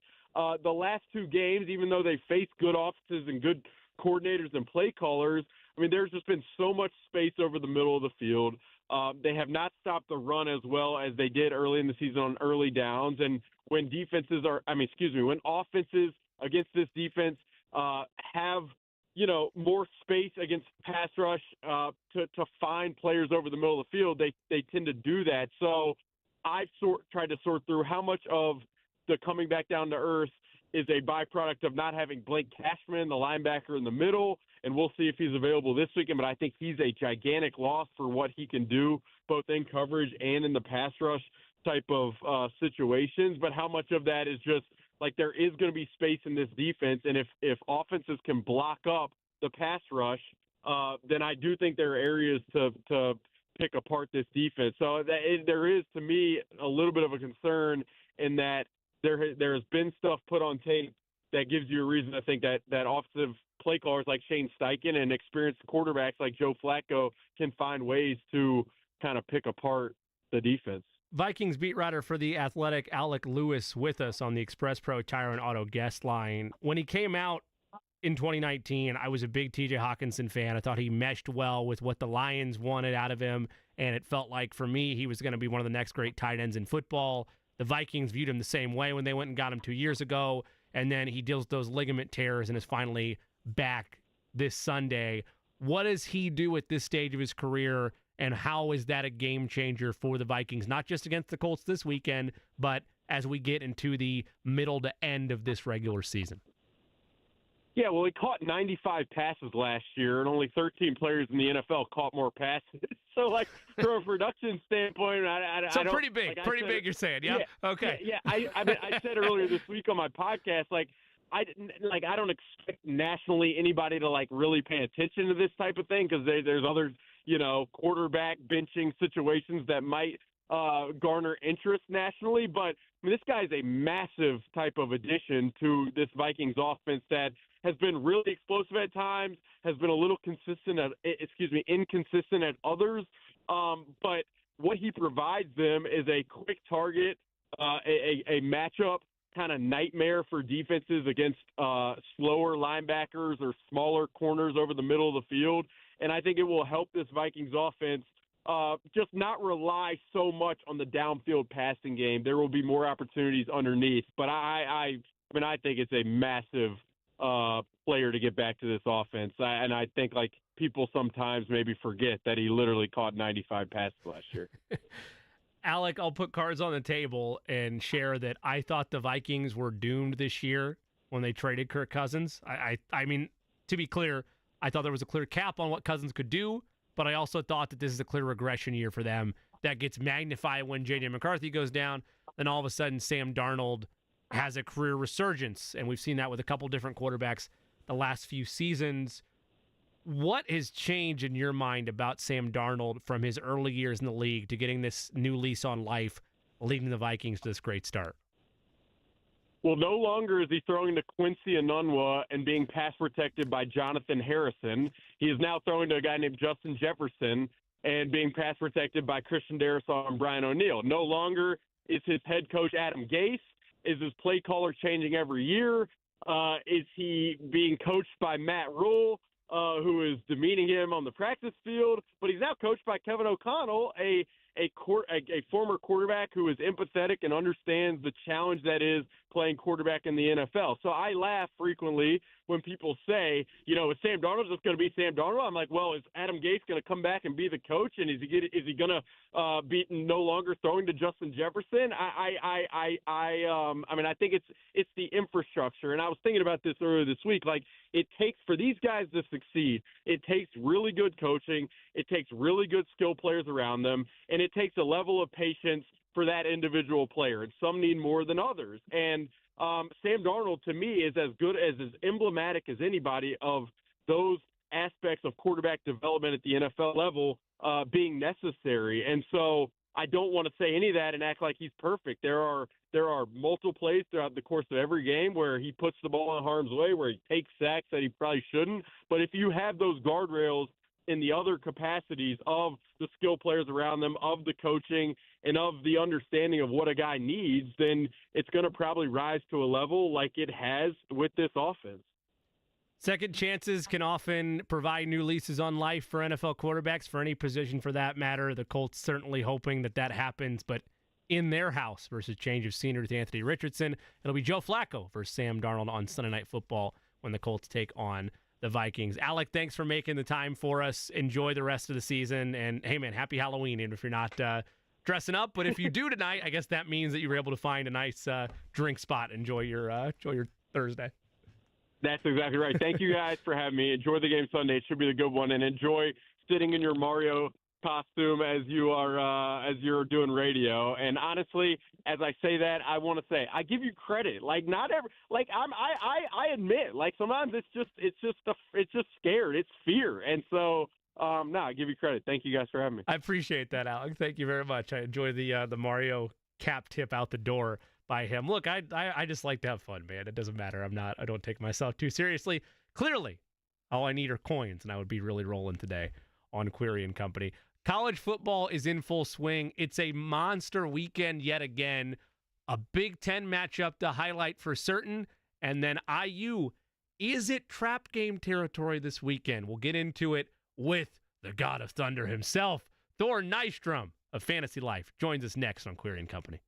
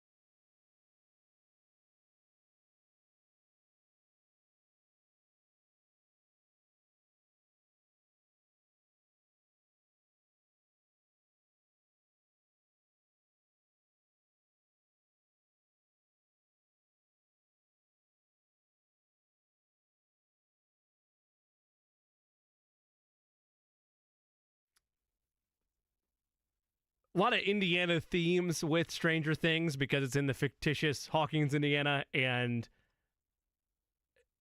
the Fever at one point in time year or two ago had some Stranger Things themed jerseys. We're rolling here on a Halloween edition of Query & Company. That's my one request. If there's any, by chance, Fever personnel listening, and if you're just joining us, of course.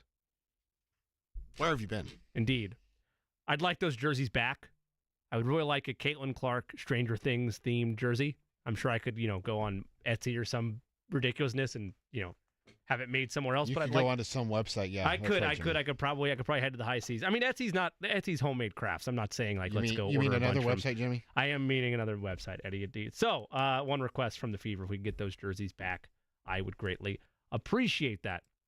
College football rolling through as we're just a handful of days away, I think, from the first rankings released by the College Football Playoff Committee. We believe the Indiana Hoosiers are going to be full on the front lines of that ranking release. But to take us through that, either to continue our hype with optimism or to bring us back down level-headed, it is Thor Nystrom of Fantasy Life taking some time with us. Thor, always great to catch up with you, my man. Happy Halloween.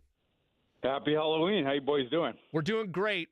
Thor, this has been my theme with guests today. Do you dress up as an adult at all during Halloween, or are those days behind you? I'm not talking about trick-or-treating. I'm just talking about dressing up, period. I usually toss on the football, and then I got like a Jared Allen, they got a Nice giveaway at a Vikings game a couple years ago where it's like his mullet. So usually that's awesome. I just do that. Okay, that's sick. That is where I know there's not a ton of these crossovers, but that is my family lifelong Chiefs fans. I love Jared Allen, so I love the crossover there. The idea of I know the second half his career is spent there in Minnesota, but that's sick. Since we have you, speaking of which, we're gonna get a lot of college football here, but Eddie and I didn't put together pre-show the crossover appeal we have here now. Your Vikings against the Colts this week. Thoughts on everything that's happened here in Indianapolis in the last 24 hours now that they're in win now mode all of a sudden and Joe Flacco has taken on Sam Darnold and your Vikings? Yeah, I wouldn't have done that. If you're gonna swing for the fences in that epic way with a raw ball of clay like Anthony Richardson, who has the awesome tools but doesn't have the experience, you've already decided the outcome in advance. You have to ride through the ups and downs. To pull the plug as soon as they did, especially when he missed so much of last season, I would not have done that. It feels like you're stealing from the future for a short-term gain. And, have they decided here that going forward that he's not going to be the guy? I'm not sure, but you're risking certainly a shot in confidence now, and you're not getting him the reps anymore. So to me, organizationally, it just doesn't make any sense. Yeah, it's a catch-22 because you're going to be back here, and there's some frustration with the fan base of waiting for a quarterback to develop. If he's done for the year, you're going to be back where exactly you were to start next July. And on top of that, your window right now is maybe a playoff berth. It's not for a Super Bowl. You've studied quarterbacks. My biggest thing is the psychological element of it. Like, the Colts players are saying the right things. They're picking Richardson up, but oftentimes that second chance doesn't come with the team that benched you. Usually it's another change of scenery that's needed. How difficult is that to climb back from if you're Anthony Richardson? It's going to be tough. Yeah, you don't have a great precedent there. And, again, you take a quarterback, you need to chart out that developmental course for him, and you need to ride it one way or the other. And I guess if it's, you go back to the spring before this past one when he got drafted, I think everyone that had a job like mine that covers the NFL draft, we all had the same take, which is like, okay, respect the swing, but you have to take it slow. This guy is not NFL ready right now. And then, go the slow development course. And then the Colts decide, no, we're not going to do that. We're going to toss him out right away. And then he gets hurt. It's another season where you don't have many starts under his belt. And then obviously, they rolled it back with him this year, but then you bench him right away. You have the quick hook. So I'm just kind of confused with did you guys have a plan, or is it like just because of the situation, the moment in time that we're in, that change? I'm not really sure, but there's not a lot of cohesion there, and certainly the development of Anthony Richardson does not appear to be at the top of the priority list. And I would quibble with that. I would question that. Yeah, I mean, you try to find a logical flow for how a front office operates, and the only thing I could think of is, well, him asking out of the game. That clearly had to have had an impact, but Shane Steichen says it didn't have any impact. So the whole thing's a mess. I'm with you. It's kind of a rash decision, but that's the path they've decided to choose, and if it fails, ramifications will likely follow. Last question on the NFL front. Sticking with your Vikings, they get T.J. Hawkinson back. They're needing a replacement at left tackle. Cam Robinson does the job there. On paper, for the Colts, with Hawkinson back, who's such a key pass catcher for them a season ago, and we already know how explosive Justin Jefferson is their only hope to try to get home and generate the pressure that Gus Bradley said they were going to be able to do to start the season? It's one way that you can short circuit that offense for sure. Like, Sam has obviously been playing better this season than we've seen him in the past in the NFL. But the thing that short circuits it's the same thing. It's the pressure thing. Can you take away his first read and can you get heat on him? Because when he starts to go down the progression line, or he's trying to create something that wasn't given to him, off script, we call it, that's where you see his game begin to devolve. I find it interesting that if you just look at the first 15 offensive plays that every NFL team has run, the Vikings have the best offense in the NFL on the first 15 plays, and then the Vikings have one of the worst after the first 15 plays. And that speaks to the same thing about, you drill this stuff into Sam, and here's your progression on this play, and this is the right thing to do. You're able to elevate his natural ability because he has great arm talent. And if the receivers, Justin Jefferson in particular, are beating the cornerback across from him, that's where you're going to get success. But yeah, when the receivers aren't getting as much separation, or the pass rush is getting home, and all of a sudden you have to go down the progression line, and it's you're 3+ seconds after the snap, that's where he starts to get into a little trouble. Thor Nystrom is our guest of Fantasy Life. He joins us on the Express Pro Tire and Auto guest line, covers college basketball for them among others, or college football, I beg your pardon, for them among other things. It's a monster weekend in college football. Let's start first locally. You have been as big of a proponent of what Curt Cignetti and the Hoosiers are doing. I know you've kind of lived vicariously through support of them. I've seen your engagement with it on Twitter. Looking at the schedule now, let's start with Michigan State. The cliche thing to say is a trap game set up, a down year for Michigan State by their standards. What do you see on paper when IU travels to East Lansing this weekend? I think IU's going to win again. Google me. No, just kidding. Michigan State, their defense is pretty salty, and in particular their run defense. Michigan State upset Iowa because they became the second team this season to hold Caleb Johnson under 100 yards rushing.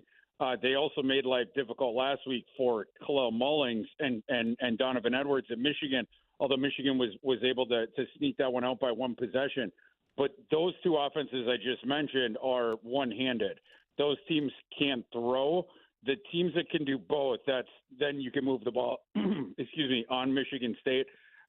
It looks like with Rourke, the status of him, it is looking positive that he can return. Yep. I think that would be big for this game. And look, I had an Indiana -6.5 ticket last week against Washington, and I made the argument that in that game, Rourke didn't really matter because Washington has an elite pass defense, but not a good run defense. So I thought, getting the guy who's more mobile, certainly healthier in that game, just keep the ball on the ground. This is a game where you need your passing attack.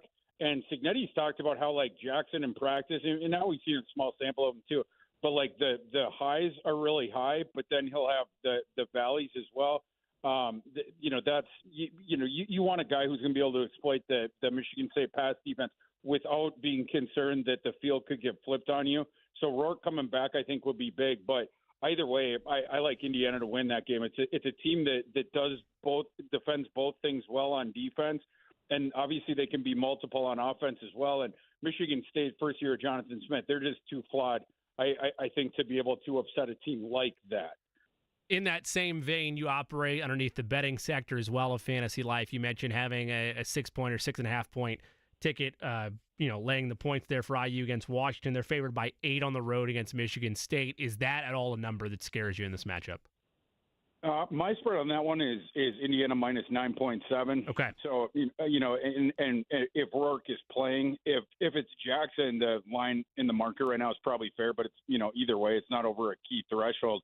But Indiana's it's not on the field, of course, with the straight up record, but they're against the spread record. I don't know if they have lost the game against the spread so far. So it's pretty crazy what Cignetti's doing. I've had a hard time making a definitive choice on this and trying to remove bias from it, but Curtis Rourke, let's say he goes on Saturday. He's been a godsend for what Curt Cignetti wants out of this offense, one of the key pieces that he went out and got via the transfer portal. I guess maybe you'd say Cam Ward, but let's throw all of them in there. Where does Rourke rank amongst the top quarterbacks that were transferred into their programs going into this campaign? He's got to be top 3 or 4. Yeah, I mean that was an enormous acquisition, and we don't get all the information because it's not publicly, it doesn't have to be disclosed about the NIL deals. But from a Moneyball perspective, it might have been the biggest bargain as well. But yeah, and very, very clever by Cignetti. When Cignetti took over, I sort of thought he was going to bring Jordan McLeod with him. He brought over several players from James Madison. Jordan McLeod last year for Cignetti was the Sun Belt Player of the Year. And instead, they end up signing Rourke, who the year before that, up until the point when he got injured in mid-November, was PFF's highest graded FBS quarterback of any of them. And then the year after, last season, it went down a little bit, but there wasn't as much returning talent on hand at Ohio, but taking the chance on Rourke that he could bounce back to what he had looked like the year before, and now he's a year off of that injury. It is very clearly worked, and it's worked for Rourke as well. I mean, he's a legitimate NFL prospect now, where I don't think you could have said that about him coming out of last season at Ohio. Thor Nystrom is our guest of Fantasy Life on the Express Pro Tire and Auto guest line. We mentioned IU the rest of the way, still with Michigan State on the road, at home against Michigan, on the road against Ohio State, and then at home against Purdue. Do they need to be undefeated going into the Horseshoe for you to look at them as a real threat against Ohio State, or are you by chance already there?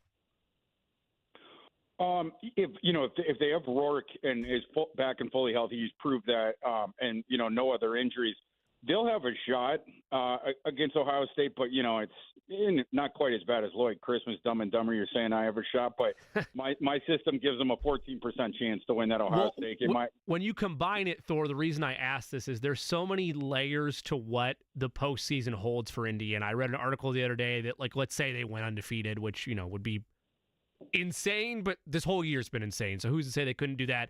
They might get snubbed because of the Big Ten championship game tiebreak scenarios. The last tiebreak, I think, if Oregon and a couple other teams are in the mix, is strength of opponent's schedule or strength of win percentage of opponents in conference, and Indiana would be behind the 8 ball there and left out. And then that's a catalyst of, well, do they get left out of the playoff if they're a one-loss team? You've been a strong proponent of that. Mixing in Ohio State game with where Indiana needs to be. Let's start, I guess, with the Big Ten title game. Undefeated, I guess, is where you have to go to be able to hope for a seat at the table there, right? Yeah, we'll see. But yeah, especially if the loss comes to Ohio State, Oregon keeps playing well. Yeah, I mean, and the Penn State Ohio State game will inform some of that this weekend. But if Indiana goes 11-1. Even if they don't make the Big Ten title game, they're going to be in the college football playoff, right? It becomes more interesting if it's 10-2. That's where they could be. Who is the guy? Joe Lunardi, the first 4 out. Yeah. A 10-2 Indiana that doesn't play in the Big Ten title game. You have a shot at that. In fact, we at work the past couple of weeks we've been monkeying around with a system that would peg the playoff field. And in the iteration we've settled on now, Indiana comes as the first team out in that. Now, we're projecting out the results the rest of the season. So, of course, they get I think overall it was 10.9 wins, assuming a loss against Ohio State. But, they're right there. But, 11-1. The committee is not going to omit a Big Ten or SEC team that just has the one loss. We'll see at 10-2. I think they'd be on okay ground as far as an argument, but that's where if you're Indiana, there's going to be other teams that have the argument too. Well, I want to walk through this for a second because I'm a big believer, whether or not the committee would publicly admit it or not, of brands mattering still when human influence is involved. And you've said this a number of times on the show, and I'm right there with you. In a perfect world, I think a one-loss Indiana team, because they're from a Power 5 conference, because they're from the prestige of the Big Ten, they should be in. What is the chances when you involve the human element of things? I don't know who the team would be to throw out there off the top in this exercise, but if it's a one-loss Indiana team versus a two-loss insert school that has a bigger brand name here, do you envision controversies like that happening with this selection committee, or is it as simple and cut and dry as, no, it's one loss versus two loss, they're in? Well, I think with the one loss scenario, so let's say 11-1, you lose to Ohio State, you beat Michigan State, and whoever the last team is, and then we'll say that they don't play in the Big Ten title game in this scenario. I don't think you have enough 10-2 teams that to knock them out. I think where your thing comes in, it would be 10-2 Indiana against, let's say, 9-3 insert SEC team here. Sure. I think that's where they could get into trouble, especially because then I think that, this is human nature. You start looking for the things to nitpick on the smaller brand name side. So it'd be like, oh, well, they lost 2 games down the stretch. And then, and their schedule wasn't that hard at the beginning. And then they didn't play in the conference title game. And then you're looking at the other one, you're shining the resume of the SEC team a little bit more. That's where it becomes, a debate. But yeah, if just the one loss, I do think they're in. So one loss, the goal there for IU football. And other side of the state, even though they're on bye this week, would be Notre Dame. The loss to Northern Illinois was thought by many to be backbreaking, though optimists and more realists said, hey, if they run the table, it's still Notre Dame and there's a good group. My biggest fear with the Irish is they keep losing key pieces. They lost a star corner last week. It was well documented in July. They lost some offensive linemen, but here they are still running through, dominating Navy this last weekend. If they run the table, is that as good as gold that they're going to be in the playoff? 1,000%. Yeah, and in that same system I was talking about, Notre Dame came out as the 9 seed this week, and we have them with it's around 10 point some wins here, as far as the projection. But yeah, something that helps Notre Dame a bit, in addition to the name brand, which goes without saying, it's the schedule, which looks so putrid at the beginning of the season, and people will still nitpick the schedule. But with Navy and Army playing as well as they are, and the records that those two schools have accrued, it's going to help out that strength of schedule in a way where, in September, we're looking at it and we're like, man, this doesn't look like a great strength of schedule. And then Florida State appears to stink now. So, I think, just those two service academies, you would have expected them to be dragging down the strength of schedule. It doesn't appear that that's going to be the case. We have them at 10, Notre Dame at 10.6 wins. It looks like they should be able to get through till the finale at USC, and then we'll see on that one. But for me, Notre Dame at 10-2, I think they're getting in. I just don't see it. Who are you going to put above them? A 10-2 team from the ACC or the Big 12? Right. I doubt it. And there's not going to be that many 10-2 teams in either the Big 10 or the SEC in order to shove them out. This is another monster weekend in college football. I want to look at a couple matchups with you before we get you out of here. Oregon at Michigan, the classic Big Ten rivalry we've begun to know and love, this matchup between Oregon and Michigan. Their first trip to the big house, clearly, in this first iteration of Oregon as an official conference member. Top-ranked team versus a Michigan team that sputtered as of late. Trap game will get thrown around late time of year. Do you see this at all for Oregon, or business as usual for Dylan Gabriel and company? I think Michigan could keep this one a little bit. I ain't going to call for the upset or anything, but I think they match up well enough in this home game to be viable to perhaps make things interesting into the fourth quarter. Because the one thing Michigan can do on offense, it's the ground game. And Oregon, their kryptonite of their entire team, it's their run defense. Oregon has an elite pass defense. it's more or less going to get wasted in this game because Michigan's not going to throw the ball unless they absolutely have to, and then they're going to be super risk averse and just throw it to Colson Loveland 4 yards down the field. That's their entire passing offense. But Mullings and Donovan Edwards, they should be able to get going in this game against that Oregon run defense that can be had. So I think that spread's like 14.5. I would take the points with the home team there. Again, not saying that they're going to upset Oregon, but just because of the way that they match up, and Michigan still has the really salty defense. I think they're going to be able to keep that one, 10 points or less. I've been pretty clear about this on this program. I don't have any words for wear. No love lost for Ohio State. I would like to see Penn State win this game. They're, depending on where you look, 3.5-point dogs plus 140 on the money line. Let's look at both those elements there, points versus outright win. How does Penn State at College Station match up here with Ohio State? You brought on the right guy because I think Penn State's going to upset Ohio State this weekend. And I don't think it matters who the quarterback is at Penn State this week. Drew Allar it's up in the air. They say he's going to be a game time decision. He did come out and warm up before the second half of last week. Then they decided, he couldn't go, but he had been cleared to return then. We're a week later. But Bo Pribble is the backup. He's looked good when we have seen him. He was a sub-package guy. He's been the backup quarterback last 2 years. And last week, I think people might forget this, when Drew Allar got knocked out of the game, Penn State was actually trailing against Wisconsin. After Pribble came in, and Pribble was basically perfect in that game, Penn State outscored him 21-3, and it became a laugher there at the end.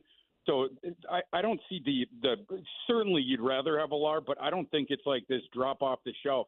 But the bigger part of that game to me is Ohio State's offensive line has become a real problem. And this started when they played Oregon and Ohio State lost their left tackle for the season. The backup who has come in for him has not been good. And against Nebraska last week, that backup gave up 2 sacks and 2 pressures outside of that.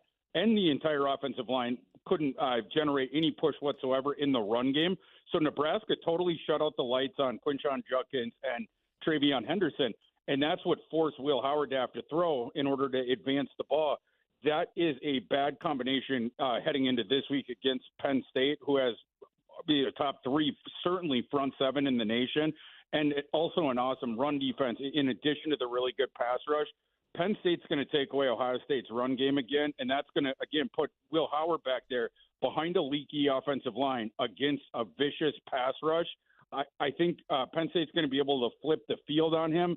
And we don't even know what Ohio State's offensive line is going to look like because something I forgot to mention, the replacement left tackle for the guy who had been lost for the season, the guy who got licked last week, he didn't even finish the game because he got injured, and it looks like he's not going to play in this game. So Ryan Day is saying that it looks like they're going to shift Donovan Jackson, their all Big Ten left guard, to left tackle for this game, and then reconfigure the entire offensive line, and an offensive line that has, again, looked really, really bad ever since that Oregon game. So I do not think this is a good matchup for Ohio State. I think this is the perfect moment for Penn State to take advantage of this thing, and they're constructed to do so. I like Penn State to pull that upset. By the way, fine on me there. Happy Valley, not College Station. I had Texas A&M on the mind for some reason. Last thing before we get you out of here, what happens to the Heisman race?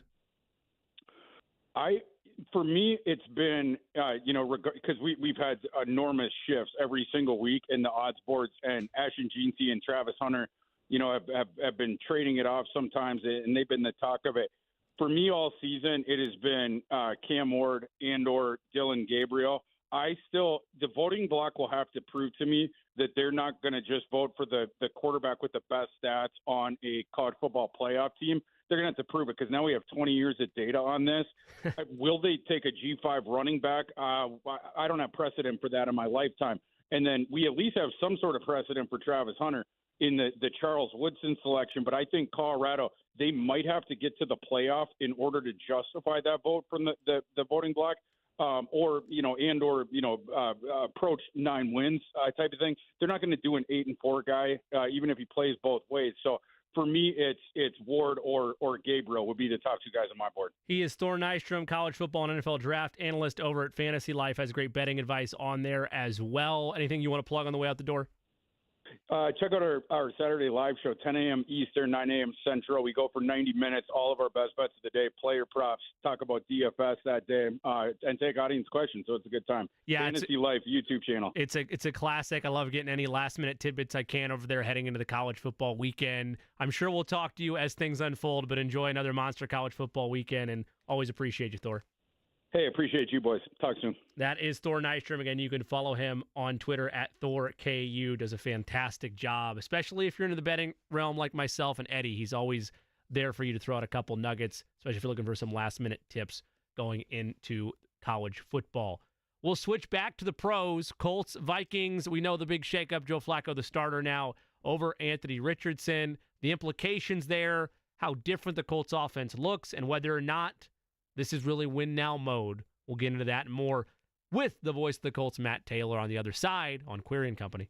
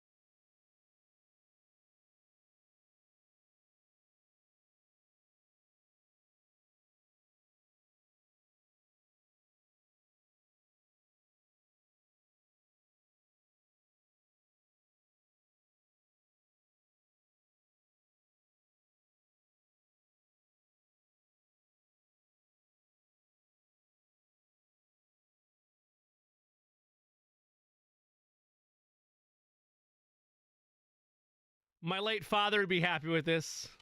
Little Sinatra on Halloween. Witchcraft certainly could be the case with what's happening over at West 56th Street.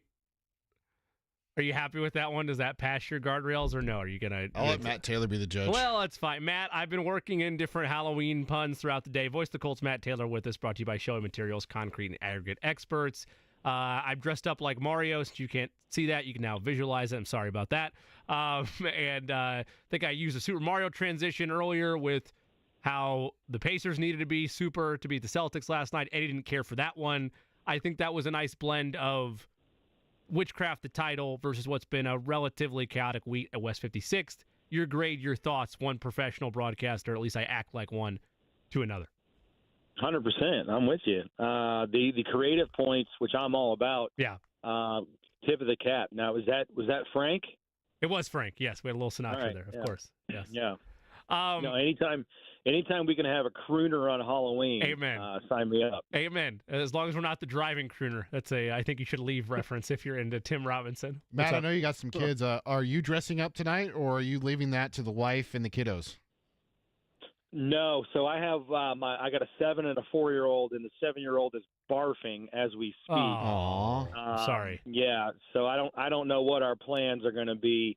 So I might be the dad that hangs back and passes out kids at the homestead while mom and the younger dinosaur go out tonight and look for some Reese cups or something. So I don't know what we're gonna do. Do you do a make good there for the sick child and make sure there's plenty of candy around the house so that at least there's the Halloween stock still there, even though you might not have been able to collect it?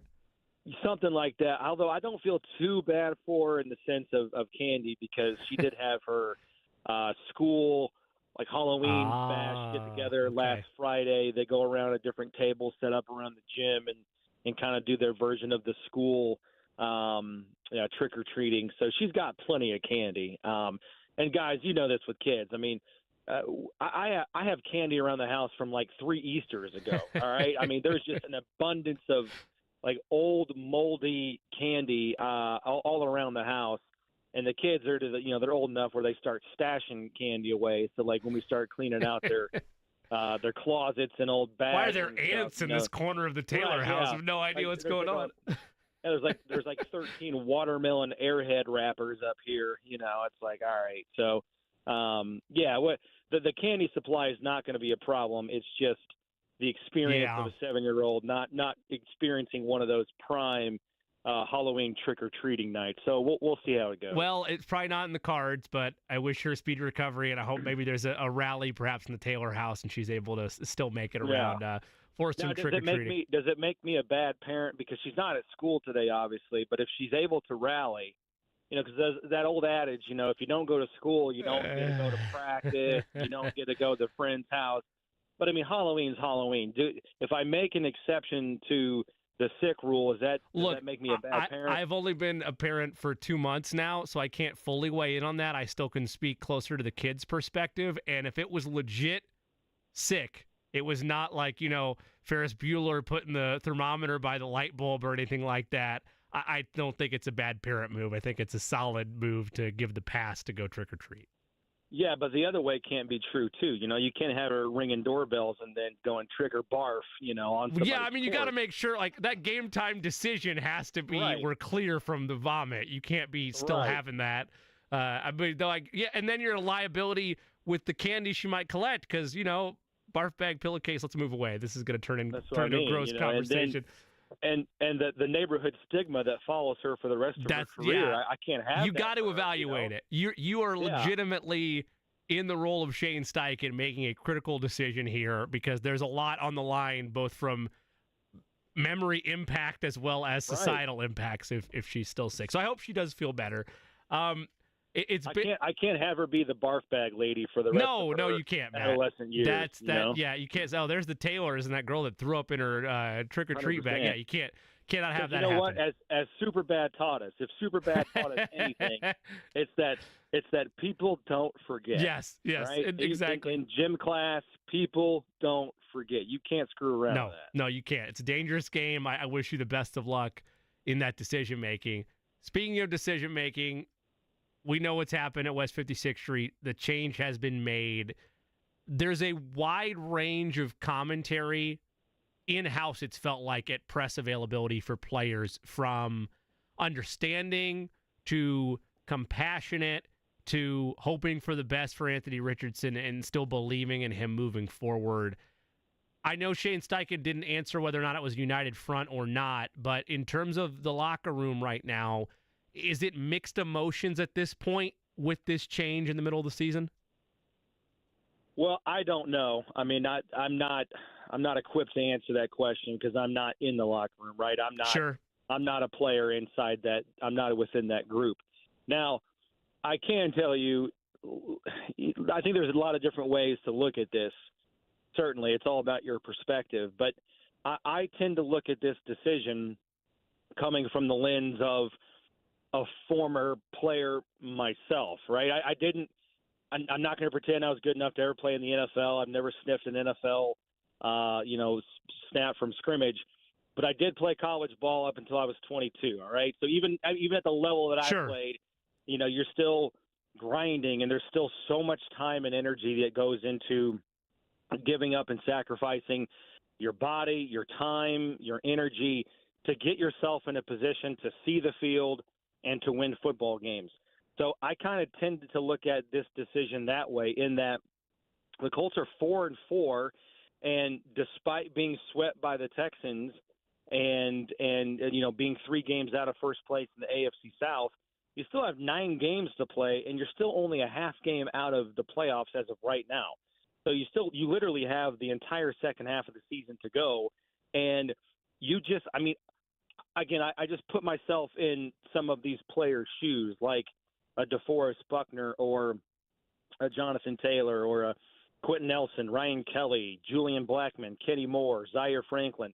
Like, all of these guys are literally busting their ass every single day, and they're held to a high standard, and they're held accountable. If they're not performing well and they're not getting the job done, they're going to be replaced too. And I just think that the Colts have an obligation to this window of opportunity right now with a pretty well-constructed roster, and they were trying to develop Anthony Richardson and have him grow in real time while also winning. Well, that was the ideal scenario. Well, obviously that's not happening because Richardson has certainly struggled and had his ups and downs, but you owe it to the rest of those guys to give yourself the best chance to win. And right now, according to Shane Steichen, that's not with Anthony Richardson playing quarterback. It's with Joe Flacco playing quarterback and trying to tap into his years of wisdom and experience. So, again, this is not me being critical of the overall plan at the beginning of the season, because I did agree with it in that Richardson, the only way he's going to get better and to get him where you want him to be is by playing.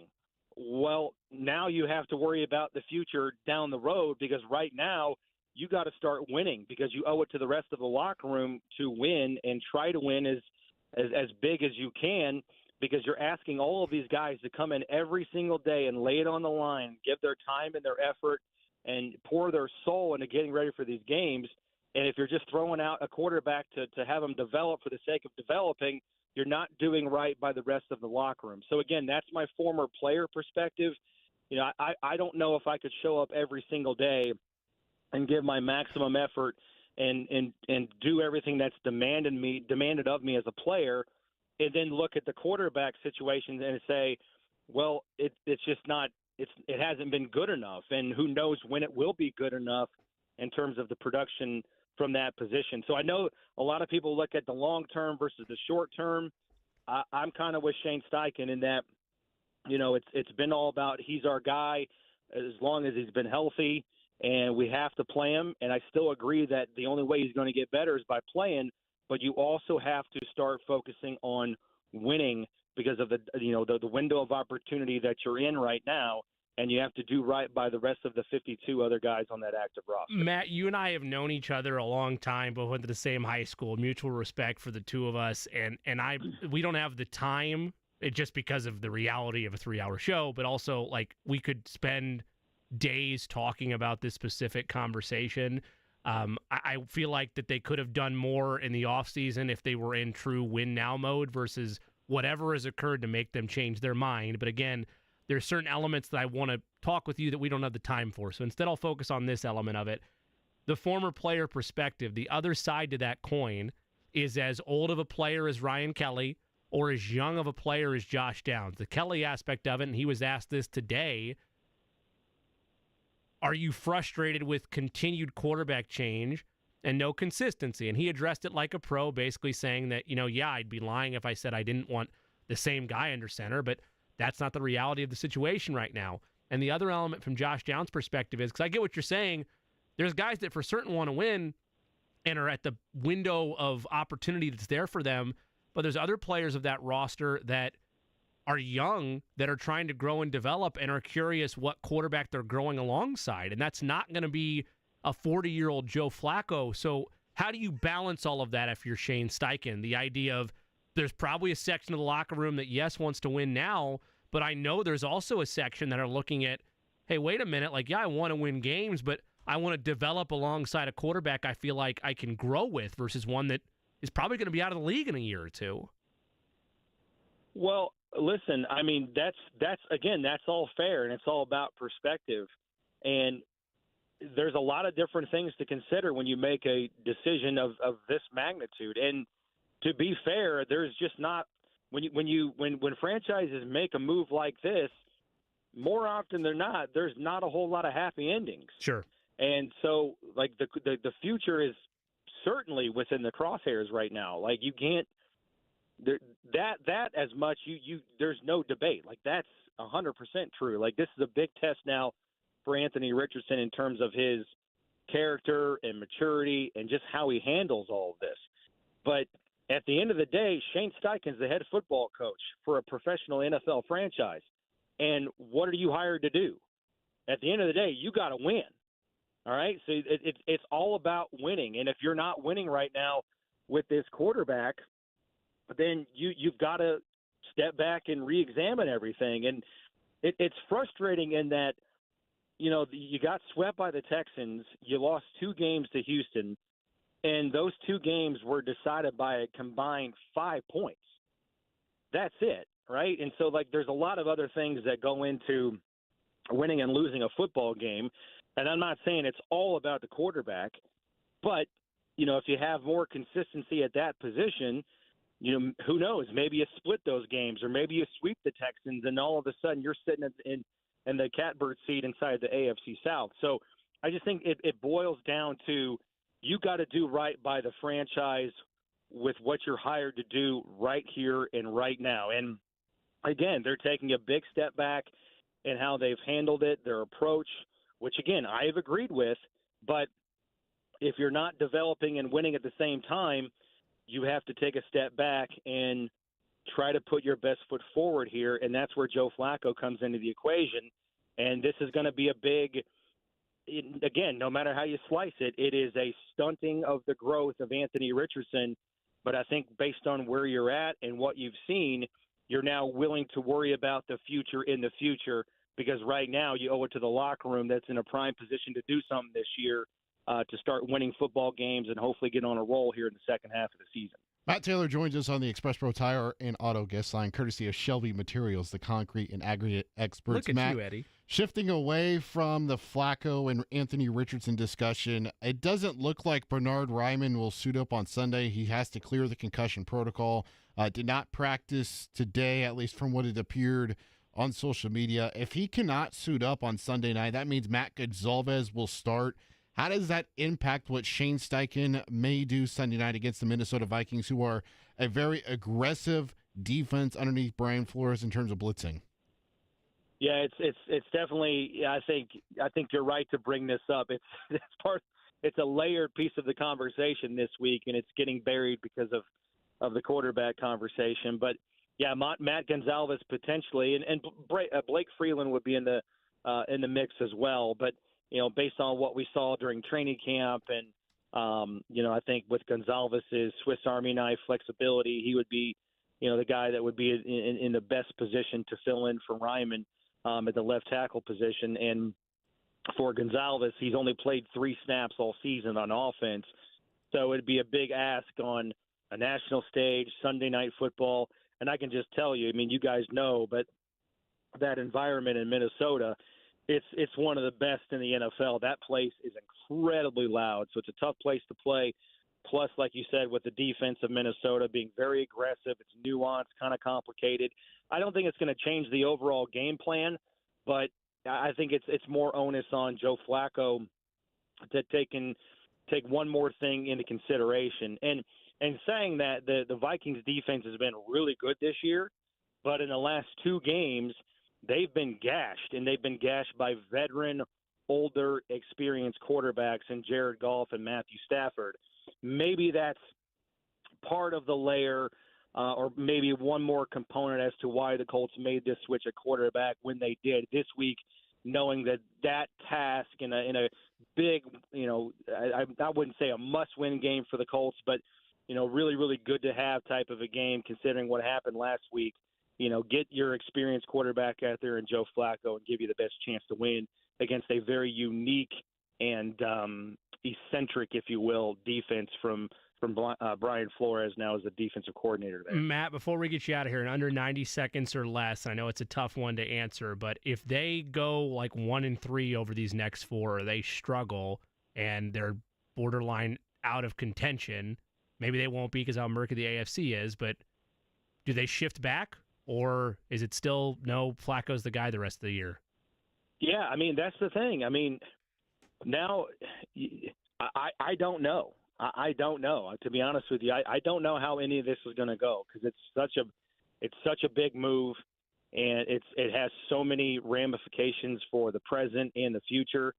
So I don't think there's any playbook for it. And Sure. Shane Steichen even said that the other day. For now, Joe Flacco is our quarterback until we're forced into another decision. So, hypothetically, if it doesn't go well here during this stretch and it's going to be a long shot to make the playoffs, then I think it probably would make more sense to put Anthony Richardson back in there to get him more growth and more time on task. So, these are all decisions that are tough ones. They come from obviously a higher pay grade above me, but this no question right now, this is fascinating times.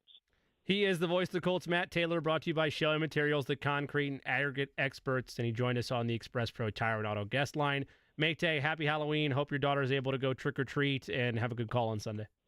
All right, boys. I appreciate you. That is Matt Taylor, again, the radio voice of your Indianapolis Colts. We have Plays of the Day brought to you by our friends at Shelly Materials when we come back on Query and Company. Brought to you by our fine folks at Greenfield Signs and Lighting. That's what happens when I'm running through sponsors. The fine folks at Greenfield Signs and Lighting, more than 4 generations of family-owned and operation there for all your signage needs. They carry us through the Plays of the Day, and they will have those next on Query and Company.